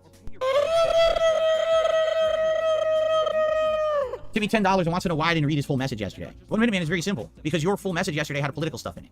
That's why. And as you know, this is not DSP politics. I have no. You literally. Oh my god. Oh my god. 1 Minute Man getting fucking cucked by Phil. Oh, beautiful. Tension of starting DSP politics. I don't want to start DSP politics at all. At this point, I've talked about it that in the future, perhaps I would. And of course, there's been a big debate about would I ever do political content. Literally, the second half of one of your tips yesterday was 100% white hot political contentious stuff. And I was not going to read that. Like I talked about all the stuff you talk about Fallout, right? And we talked about the actors and everything, but I was not going to be doing political stuff. And by the way, it's not you. I do that with everyone. There's a lot of people that try to stir the stream or content towards political things. And I refuse to do it. I have a right to decide what I want to do in my content. Is this a gaming channel? Is this meant to be talk about pop culture and gaming and stuff like that? It's not meant to be political content in any way, shape, or form. Not for now. Every once in a while, we get a story that crosses the borders. For example, the TikTok story, that's pop culture, that's social media, that does involve gaming to some extent. It involves a lot of things. That's a story that's worth talking about. But some of the stuff that you said yesterday in one of the tips literally went to the point where it had nothing to do with the subject matter. It was 100% political. And I was like, I'm not going there, because all it's going to do is cause problems. The same reason we don't have major religious discussions in my content. I've always had that policy that politics and religion are kind of off the table unless it is highly involved or ingrained in something having to do with gameplay, right? If we're playing Jesus is a zombie. Pass it on. A game and politics is part of the subject matter, that's one thing. If we're playing a game and religion is part of the subject matter, that's one thing. But I don't want to be talking about these hotbed political issues in my content whatsoever at all, all right? And it's that simple, all right? And quite frankly, I don't feel like I should have to be pressured to bring stuff up in my content or risk that someone would withdraw support or something. You know what I'm saying? Like, I appreciate your support every single day. I really do. I mean, you're here almost every day contributing. And the last few months, out of nowhere, right, ever since I started playing Baldur's Gate 3, you become more and more vocal about Baldur's Gate and other gaming topics and things like that. And that's fine, and I appreciate that. It's good. It adds content to the podcast, discussion, right? But when it gets to the point where now people want to guide my stream in directions I don't want to go, that's where I draw the line. We're going to talk about Fallout 3, we're going to talk about is it woke? That's fine. But you want to talk about other things that are political things, we're not going to do that, all right? And I have the right to make that decision, all right? And if you respect that, great. And if you don't respect it, I can't make you respect it, right? There's nothing I can do about that. But I'm not going to have my business and my streams and my content pulled in that direction, especially when I feel like long term, for now, it would be more harmful than helpful. Like I've been saying, I feel like eventually, as I get older, okay, as I get older, I definitely know that we're probably going to start doing stuff that's not just gaming. But I don't think we're ready to do it yet. Reason being, right now, look how contentious the United States is, right? Right now, some of these hotbed political issues, people are going crazy with this upcoming election. And it's like, if you're not on one side or the other, people will hate you for not being in line with their agreements, correct? Or their agreements, excuse me, in line with their beliefs is what I meant to say. If you're not agreeing with their thought process on a political issue, they end up hating your guts, right? So imagine now, right? We're talking about the Fallout TV show, and all of a sudden, halfway through your tip that was talking about that, you brought another political issue up in it. And now if I start talking about it, someone hears it, oh my God, what's Phil's stance on that? Oh, I don't agree with that. Well, I'll never watch Phil's content ever again. It's just sad because I feel like it's a big vein of immaturity in the United States. You should be able to talk about politics or religion or something else and not just upset someone because they're not in agreement with you. You know what I'm saying? But that's not the case. Sadly, in our country, specifically right now, people have been saying we are some of the most divided we've ever been.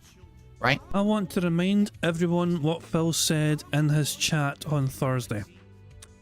Or was it Wednesday? Sorry, Wednesday. What he said on Wednesday, okay? Before he began his stream on Wednesday, okay?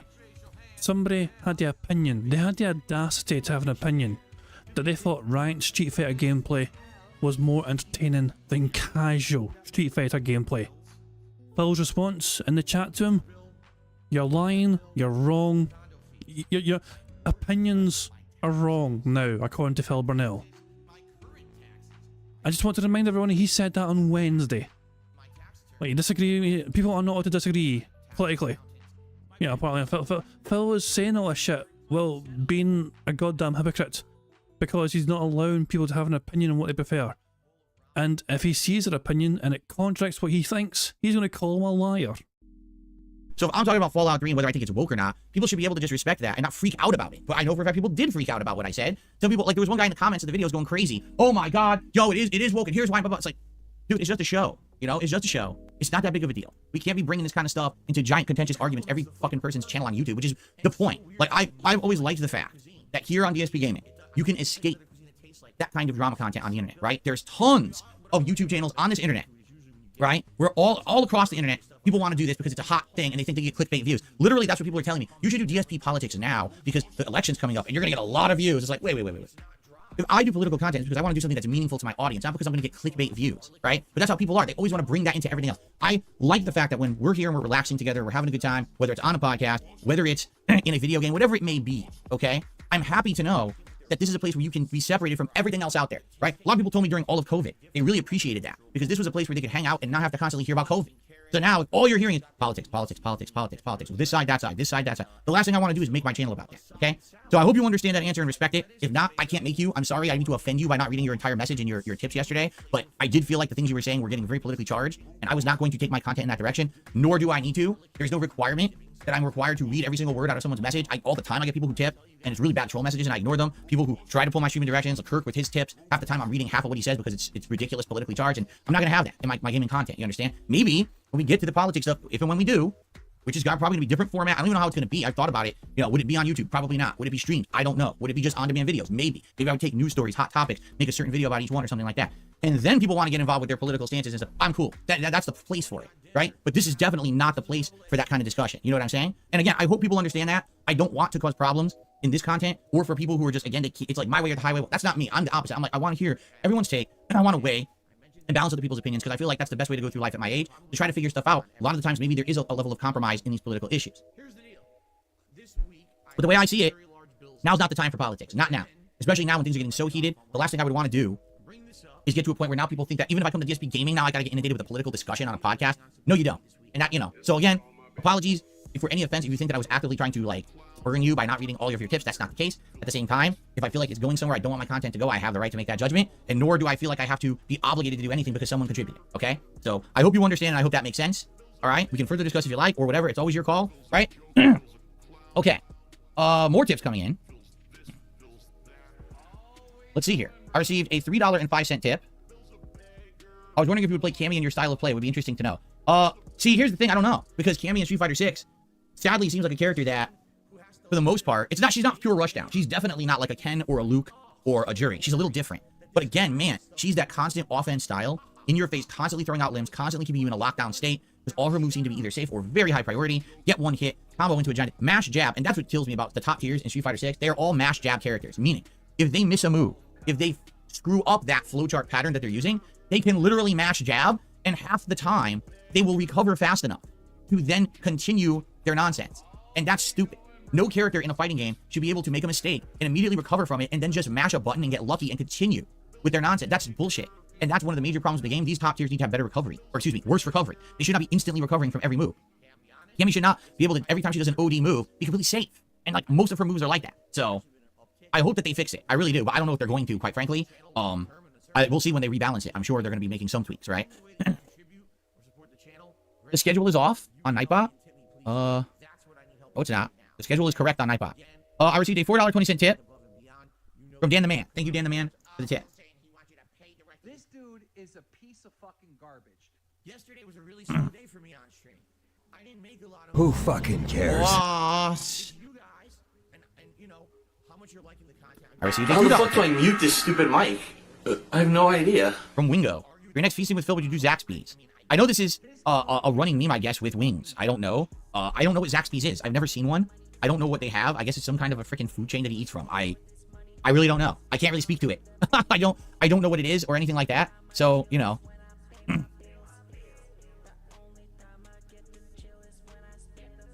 It still confuses the crap out of me. Well, not confused. It catches my eye.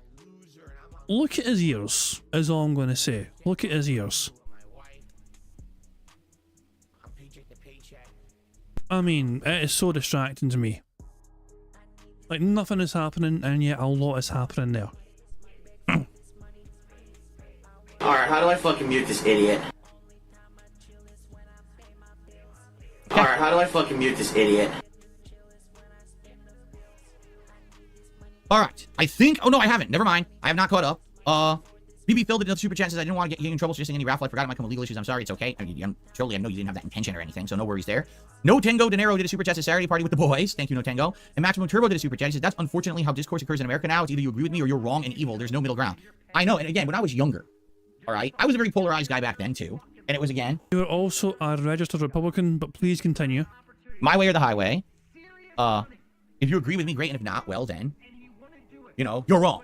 And as I got older, what I've tried to do is try to walk in someone else's shoes, try to understand people better, right? Try to make it so that I know that I'm at least considering different perspectives, because I feel like as a public figure, which I am now, even though I don't think I'm an important one or a big one, I know that I'm a public figure, and what I say gets listened to by hundreds to thousands of people across the internet every single day. And on Wednesday, you told out someone that had a different opinion that they were wrong. They prefer ranked gameplay and Street Fighter, and you said they were lying and they were wrong. So you didn't really put themselves in their shoes. You fucking just dismissed it as usual. Because you're a fucking hypocrite, Phil. You want to pretend you fucking changed, but you're still the same old toxic fucking piece of shit as always, who doesn't want to fucking accept contrarian opinions to yours. If they think differently from you, they must be an unintelligent, wrong individual.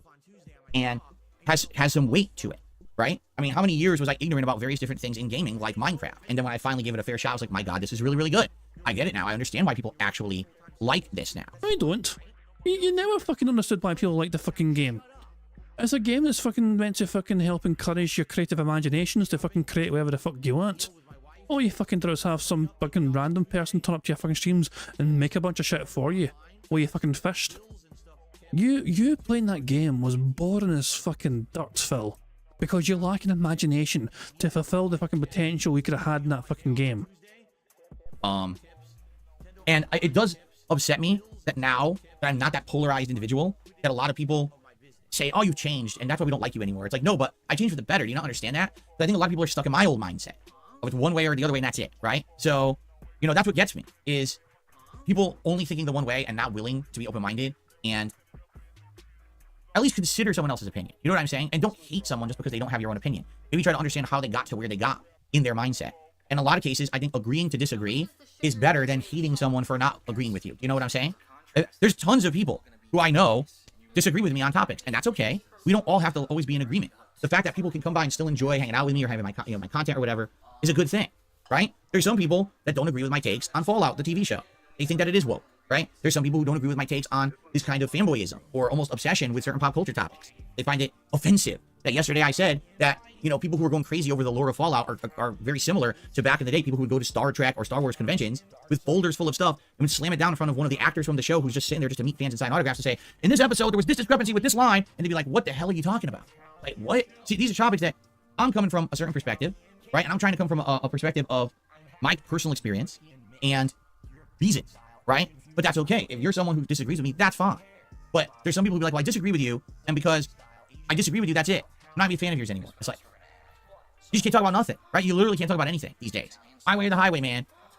I don't know. Again, I used to be like that when I was younger. And then since I became a YouTuber, progressively over the last 15, 16 years, I've changed to become way more of an open-minded person. And I think that my life is much better now. you know, than just saying, oh, this is my ideology is this political stance, this religious stance, this stance on this game or this culture or this there. You know, I want to hear other perspectives to at least get where people are coming from, even if I don't agree. But a lot of people, I just want to hear what I believe in. Anything that's anti what I believe in is wrong, right? But that's me. You know, that's just me and my mentality. So, okay. All right, well, guys, I think that's everything, is it not? I think we've caught up on everything now. I'm pretty sure we got everything done there.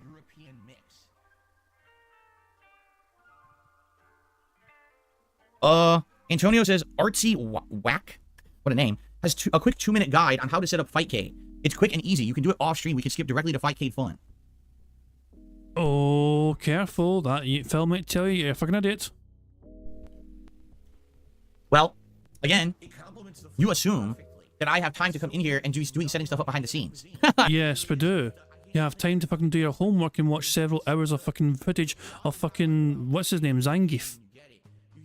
Phil, if you got fucking multiple hours to watch superior gameplay of people playing Zangief, then you have time to watch a 2-minute tutorial on setting up Fightcade. You assume incorrectly. I would much rather do it live so that way we can set it up together, and if there's troubleshooting needed, you know, or something's not working or help required, then we could just do that. You lazy fucking cunt.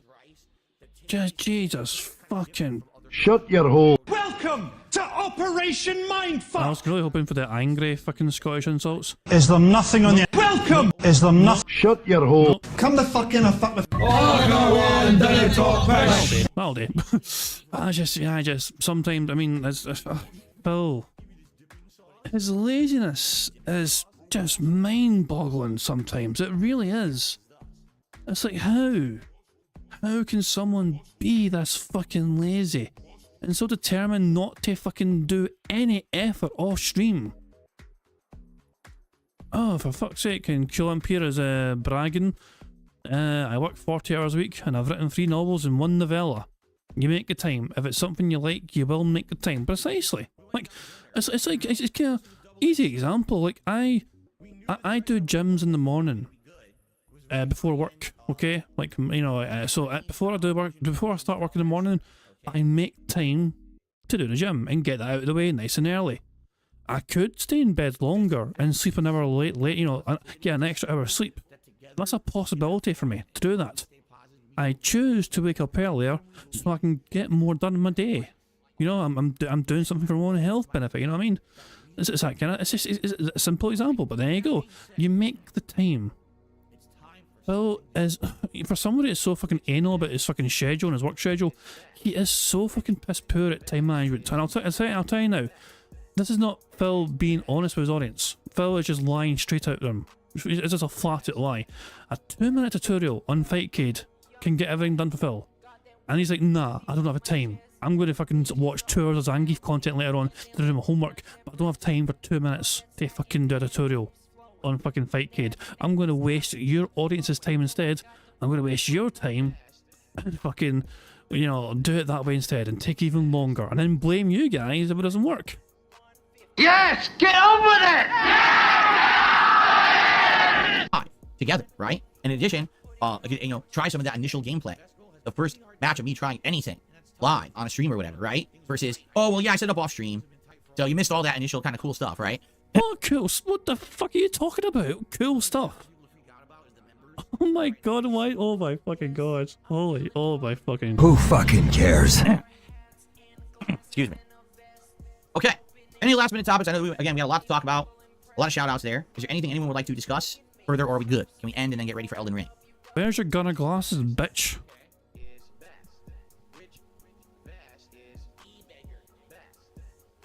Cracker Jack, you missed it. We're basically just going to take that co-op and we're going to put it on the back burner for now. Every single time that we try to schedule it, something goes wrong. Today, my wife is not feeling well. And it's like, I've had enough of, you know, promising it, and it doesn't happen. So at this point, I don't see the point of putting it on the schedule when things keep happening. All right, I had the discussion. Kat wants to do it. She literally is like, yes, I'm excited for it. But every single time that we put it on the schedule, something has happened to screw it up. So it is still going to happen. But at this point, I'm going to say probably expect it in May at this point. I don't even want to say it's going to be earlier. Maybe something will happen in one night. It'll just happen. And I'll say, hey, guys, guess what? We're doing it finally. It's getting, you know, come by if you can. But in the meantime, I'm not going to put it on a schedule anymore because I know there's people who want to see this co-op. Me included. I'm dying to do it. It's just life circumstances. But don't worry, she's all right. It's just that she wasn't feeling good last night. She had a stomach ache, and then she didn't have get much of a good sleep. And even today, she changed the schedule where she's not gonna make. She was gonna make a much more complicated dinner and stuff. She's like, no, I'm just gonna do something easy. I'm gonna try to take it easy today. That's fine. I'm sorry. Kat changed her schedule by making a simpler dinner. I'm sorry.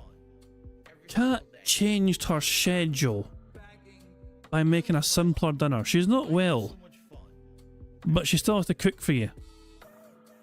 I just love the fact that Phil is implying Kat has her own proper schedule, you know what I mean?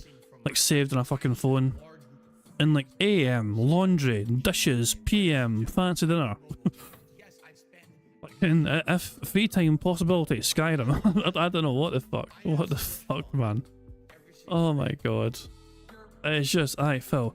She's not well. She's feeling sick, you know what I mean? But aye, make sure she fucking cooks that dinner for you, you lazy piece of shit. So, just want to wait until we're ready for it, you know what I mean? Cool?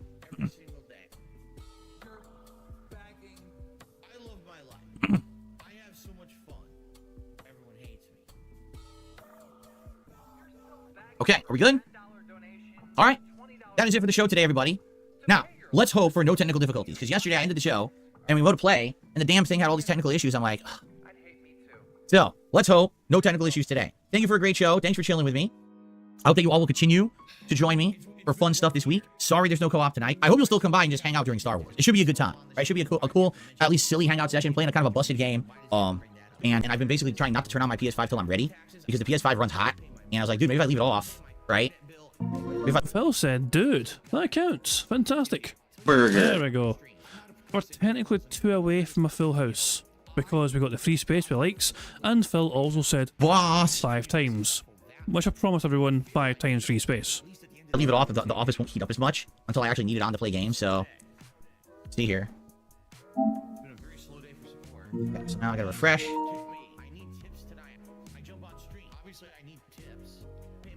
Go. Alright. There. Whoop. And let's see here.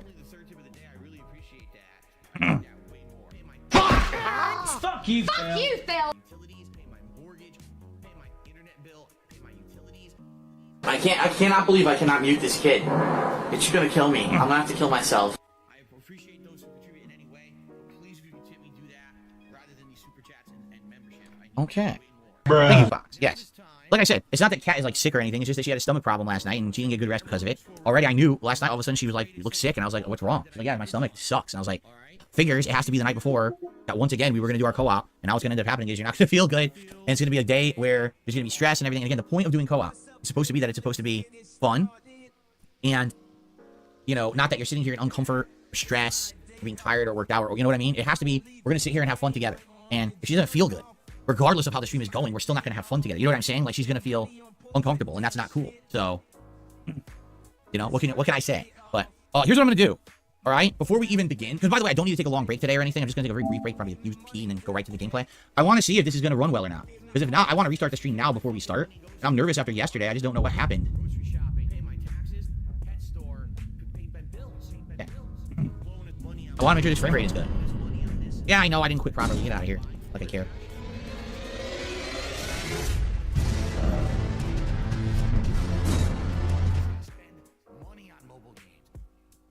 Let's see. So, let's see how smooth this looks. Looking smooth? Looking smooth, right? Alright, it's looking good to me. You guys let me know if it looks good to you. It looks good to me in my preview. So, hopefully, you know, the frame rate stays consistent today. We don't have any issues like we had yesterday in both freaking streams, right? Don't know what it was. It was some weird thing going on yesterday. Right? Okay. Alright, are we ready to begin? Because what I'm going to do is briefly just take like a 5-minute break, just go use the bathroom, and check on my wife and Jasper Kitty, and then we're gonna get started. And by the way, it's getting hot here too. The sun is really beating on the wall now. We good?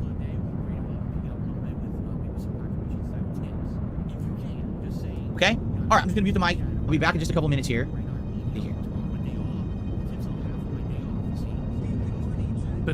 That has. Right. I'll be right back. Oh, so weird. Hold on. Hold on. He didn't move an inch there. Look, I thought his fucking webcam froze. He was dead still. I generally thought his webcam froze, but it didn't because the game over light kept going. Look at that shit.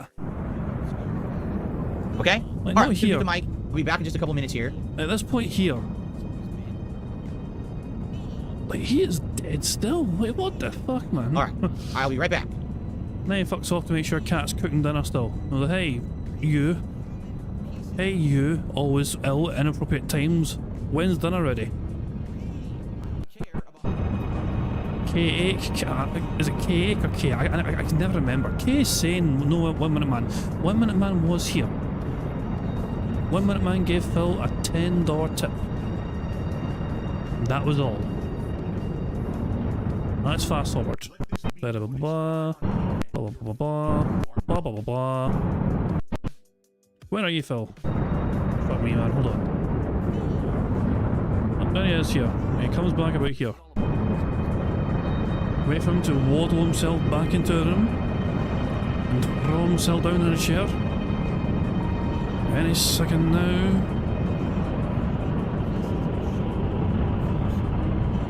And hurry up, Phil. There you are. Okay, guys. It's hot. It's really hot in here, man. Who fucking cares? Oh, excuse me.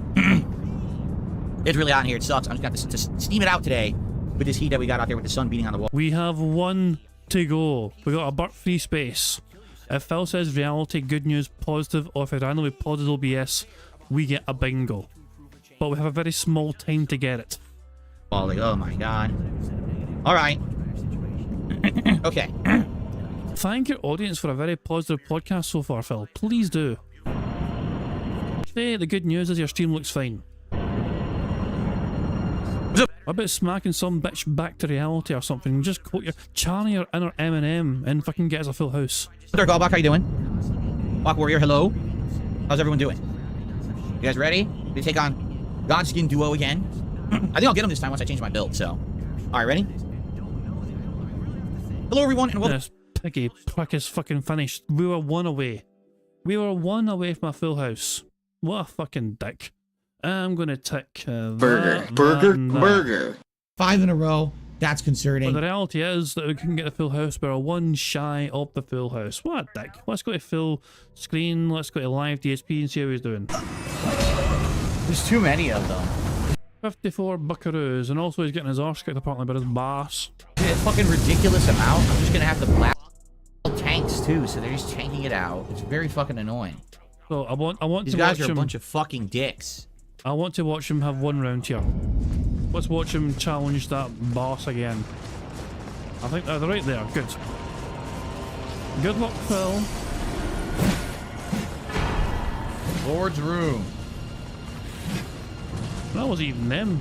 Those are just a random couple of The Lord's rune. bad guys. Rune of the Lord. Oh, for fuck's sake. Oh. I don't know what I just grabbed. Oh, this is... I thought that was the bit, but probably I'm find the bit that's killing you. Oh my god. Time for me to take a small break. Time for a small break. I'll return shortly. Good lord. You seriously fucking off from that? Okay. No, I have to pee. I'll be right back, guys. I have to pee. Are you kidding me? Hold on. We went that far behind. Like he started recording. Well, he started recording about an hour ago. Like an hour ago, yeah, an hour ago or so. Yeah, okay. So he had a pee break before he started stream. 1 hour later, he needs to pee again. That's an hour in between bathroom breaks. Old man Burnell can't hold it in. He's got a fucking bladder the size of a Terry's chocolate orange. Who knows? But yeah, if all of a sudden Phil's away on break. And on that fucking note, fuck you, Phil. Otters. Oh, beautiful, delightful otters. Oh, thank fuck. Oh, they're so delightful. They're so cute. They're so wholesome. They're fucking wonderful stuff. Good old otters. Guys, that is not the end. So the bingo's over, but the fucking bingo's done and dusted, you know what I mean? But that's not the end. We still have marbles to fucking day. I do it every Friday usually, but I wasn't here yesterday, so I'm going to do it today instead. Bear with me here, I'm going to do a wee marble race. We're going to pick a very challenging map, and if we can get one marble to complete the challenging map, then we're going to add $10 to the bingo prize fund. So be right back, guys. I don't have a fucking BRB sign like Phil. I just have a wee scene that looks like this for a BRB screen, but don't go anywhere, I won't be long. Yeah, check out that BRB screen, that's a whole lot better than just some random fucking generic shit, isn't it? Yeah, that's a whole lot better.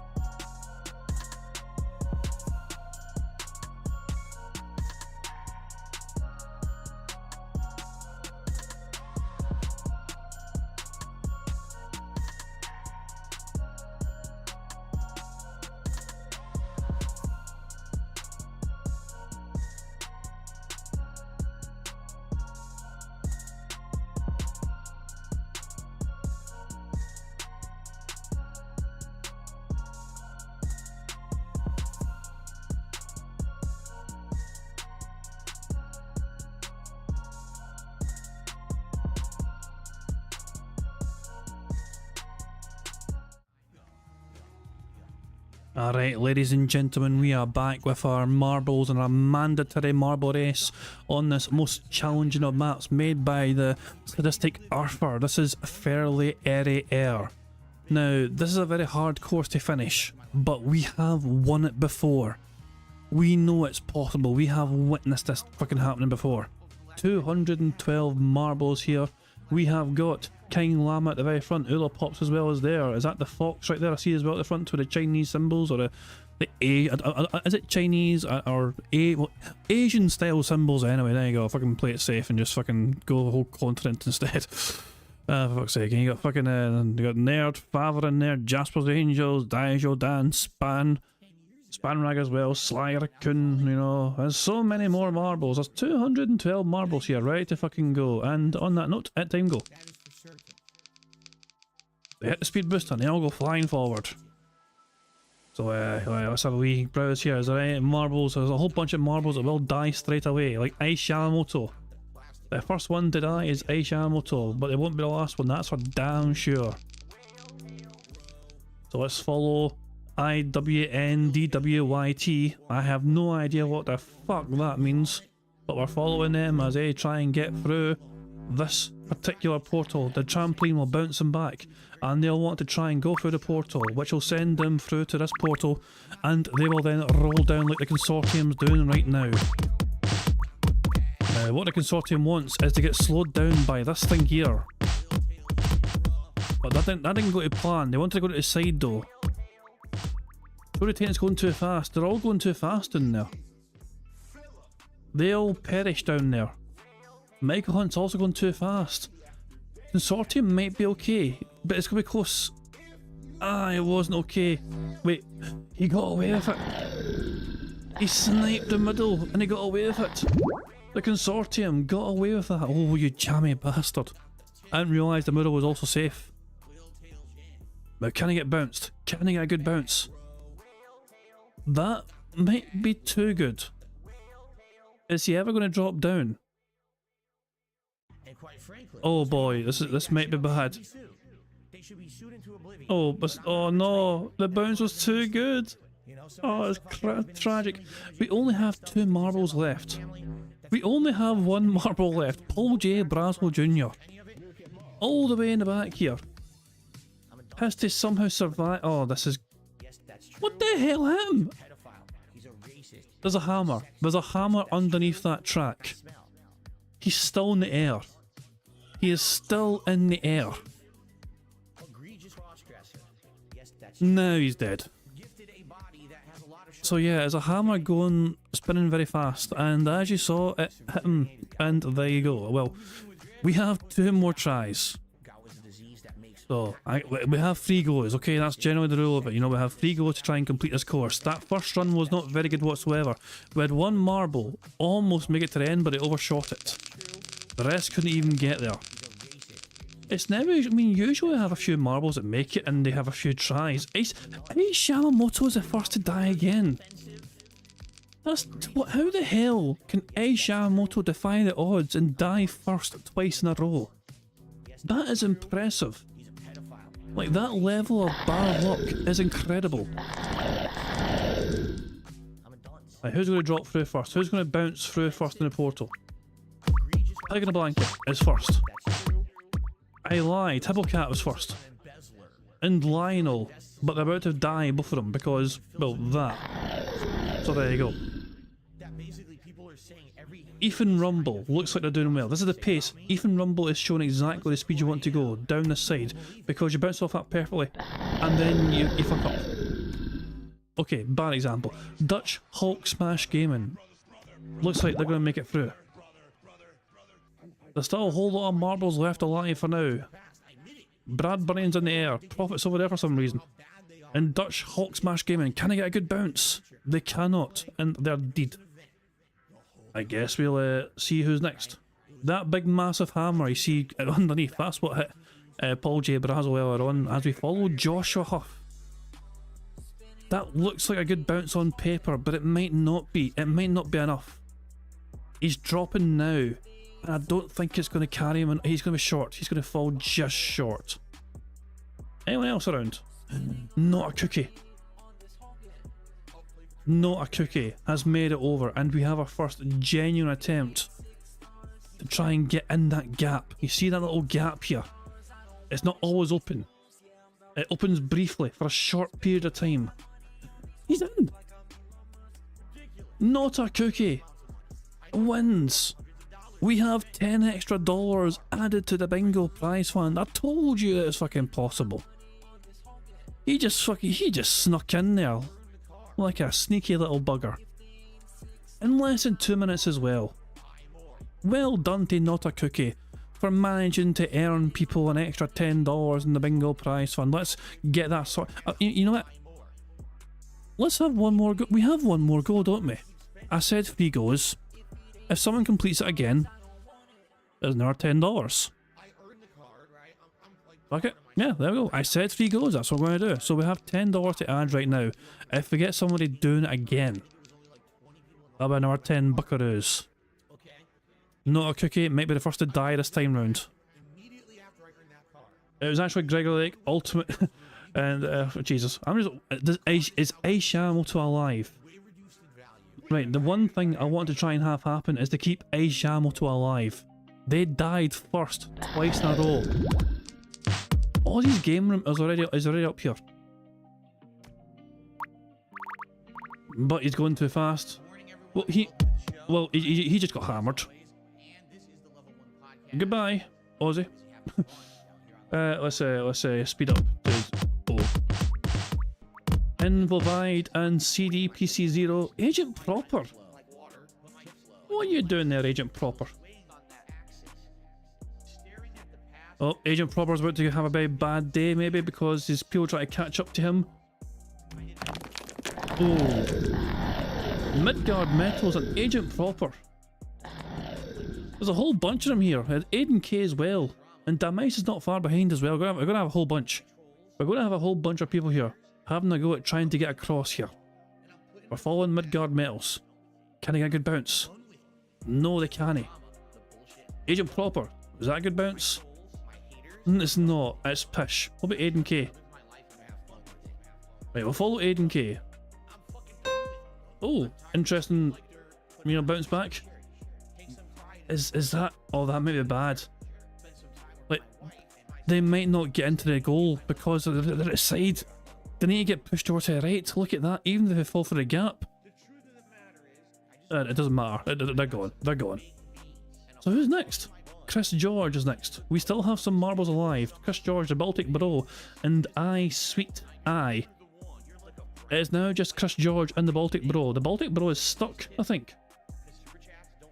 Oh, they're dead now. As soon as I try to catch up to them, they're dead. So basically, Chris George. It is up to Chris George to see if he can also get a victory here. Not a cookie. Went and actually fucking won this last time and earned 10 bucks for the bingo prize fund. Can we get a double winner? Can we fuck? He did. Oh well, we tried, but hey, we got one victory from that before. We got one victory from that. So let's get out of here. Let's get to the race menu. Let's get out of here. Yeah, we want to quit. Now, before we do anything else, let's go back to the bingo board and let's make sure that I do my due diligence. I do my duty, and I add $10. We have now got $160 of bingo prize fund. So there we are. So yeah, I mean so there we go. We couldn't get a full house today, but we still added some money to the bingo prize fund because we got somebody completing one of those impossible challenge maps. We'll try and do a different map next week. How's that? Next week we'll try and do a different map. I will be back tomorrow for some bingo antics. And apparently D-Dog and the Viga, Dingo and the Baby are joining me tomorrow as well for some bingo antics. Will they win? The last time they were on, they won, eventually. Will they win when they come back for a triumphant, return from the last time they won? Who knows? The bigger question, of course, is will the Viga go to sleep? Will the Viga go to bed? Who knows? I guess we can try and find out tomorrow when I come back for some bingo antics tomorrow. But yeah, guys, I do hope you all enjoyed yourselves and all that jazz. Hope you enjoy your weekend and all that jazz. As I said, I don't usually do Saturday streams, but because I wasn't here yesterday, I wanted to make up for it and do it today instead. Thank you very much for being here, guys. Thank you very much for your support, your contributions. Thank you for keeping me writing the bingo card, and just in general, just thank you very much for being lovely bastards. I will return tomorrow, as I said, and yeah, I'm going to end how I always end, by playing Notorious PIG contributions made by the supremely talented Pixar Animations. But until then, guys, enjoy your Saturday, and I'll see you all tomorrow. Goodbye. On September 14th, a pre-authorized payment of $16.51 from PayPal.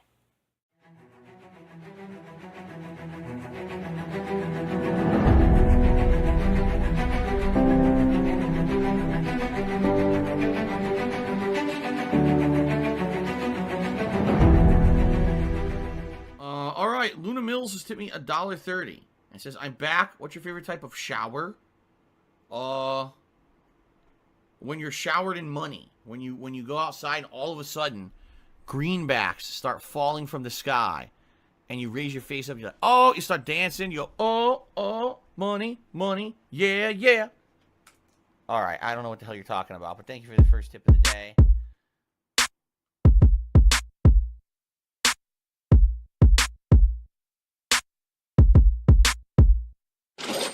Money, money, yeah, yeah. Money, money, oh, money, money, yeah, yeah. Money, money, money, money, yeah, yeah. Money, money, oh, money, money, yeah, yeah. These contributions are mandatory. Money, money, yeah, yeah. Money, money, oh, money, money, yeah, yeah. Money, money, money, money, yeah, yeah. Money, money, oh, money, money, yeah, yeah. These contributions are mandatory.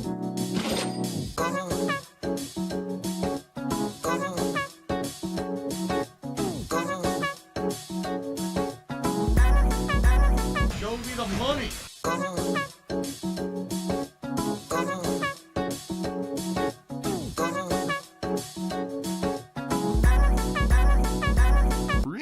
Money, money, yeah, yeah.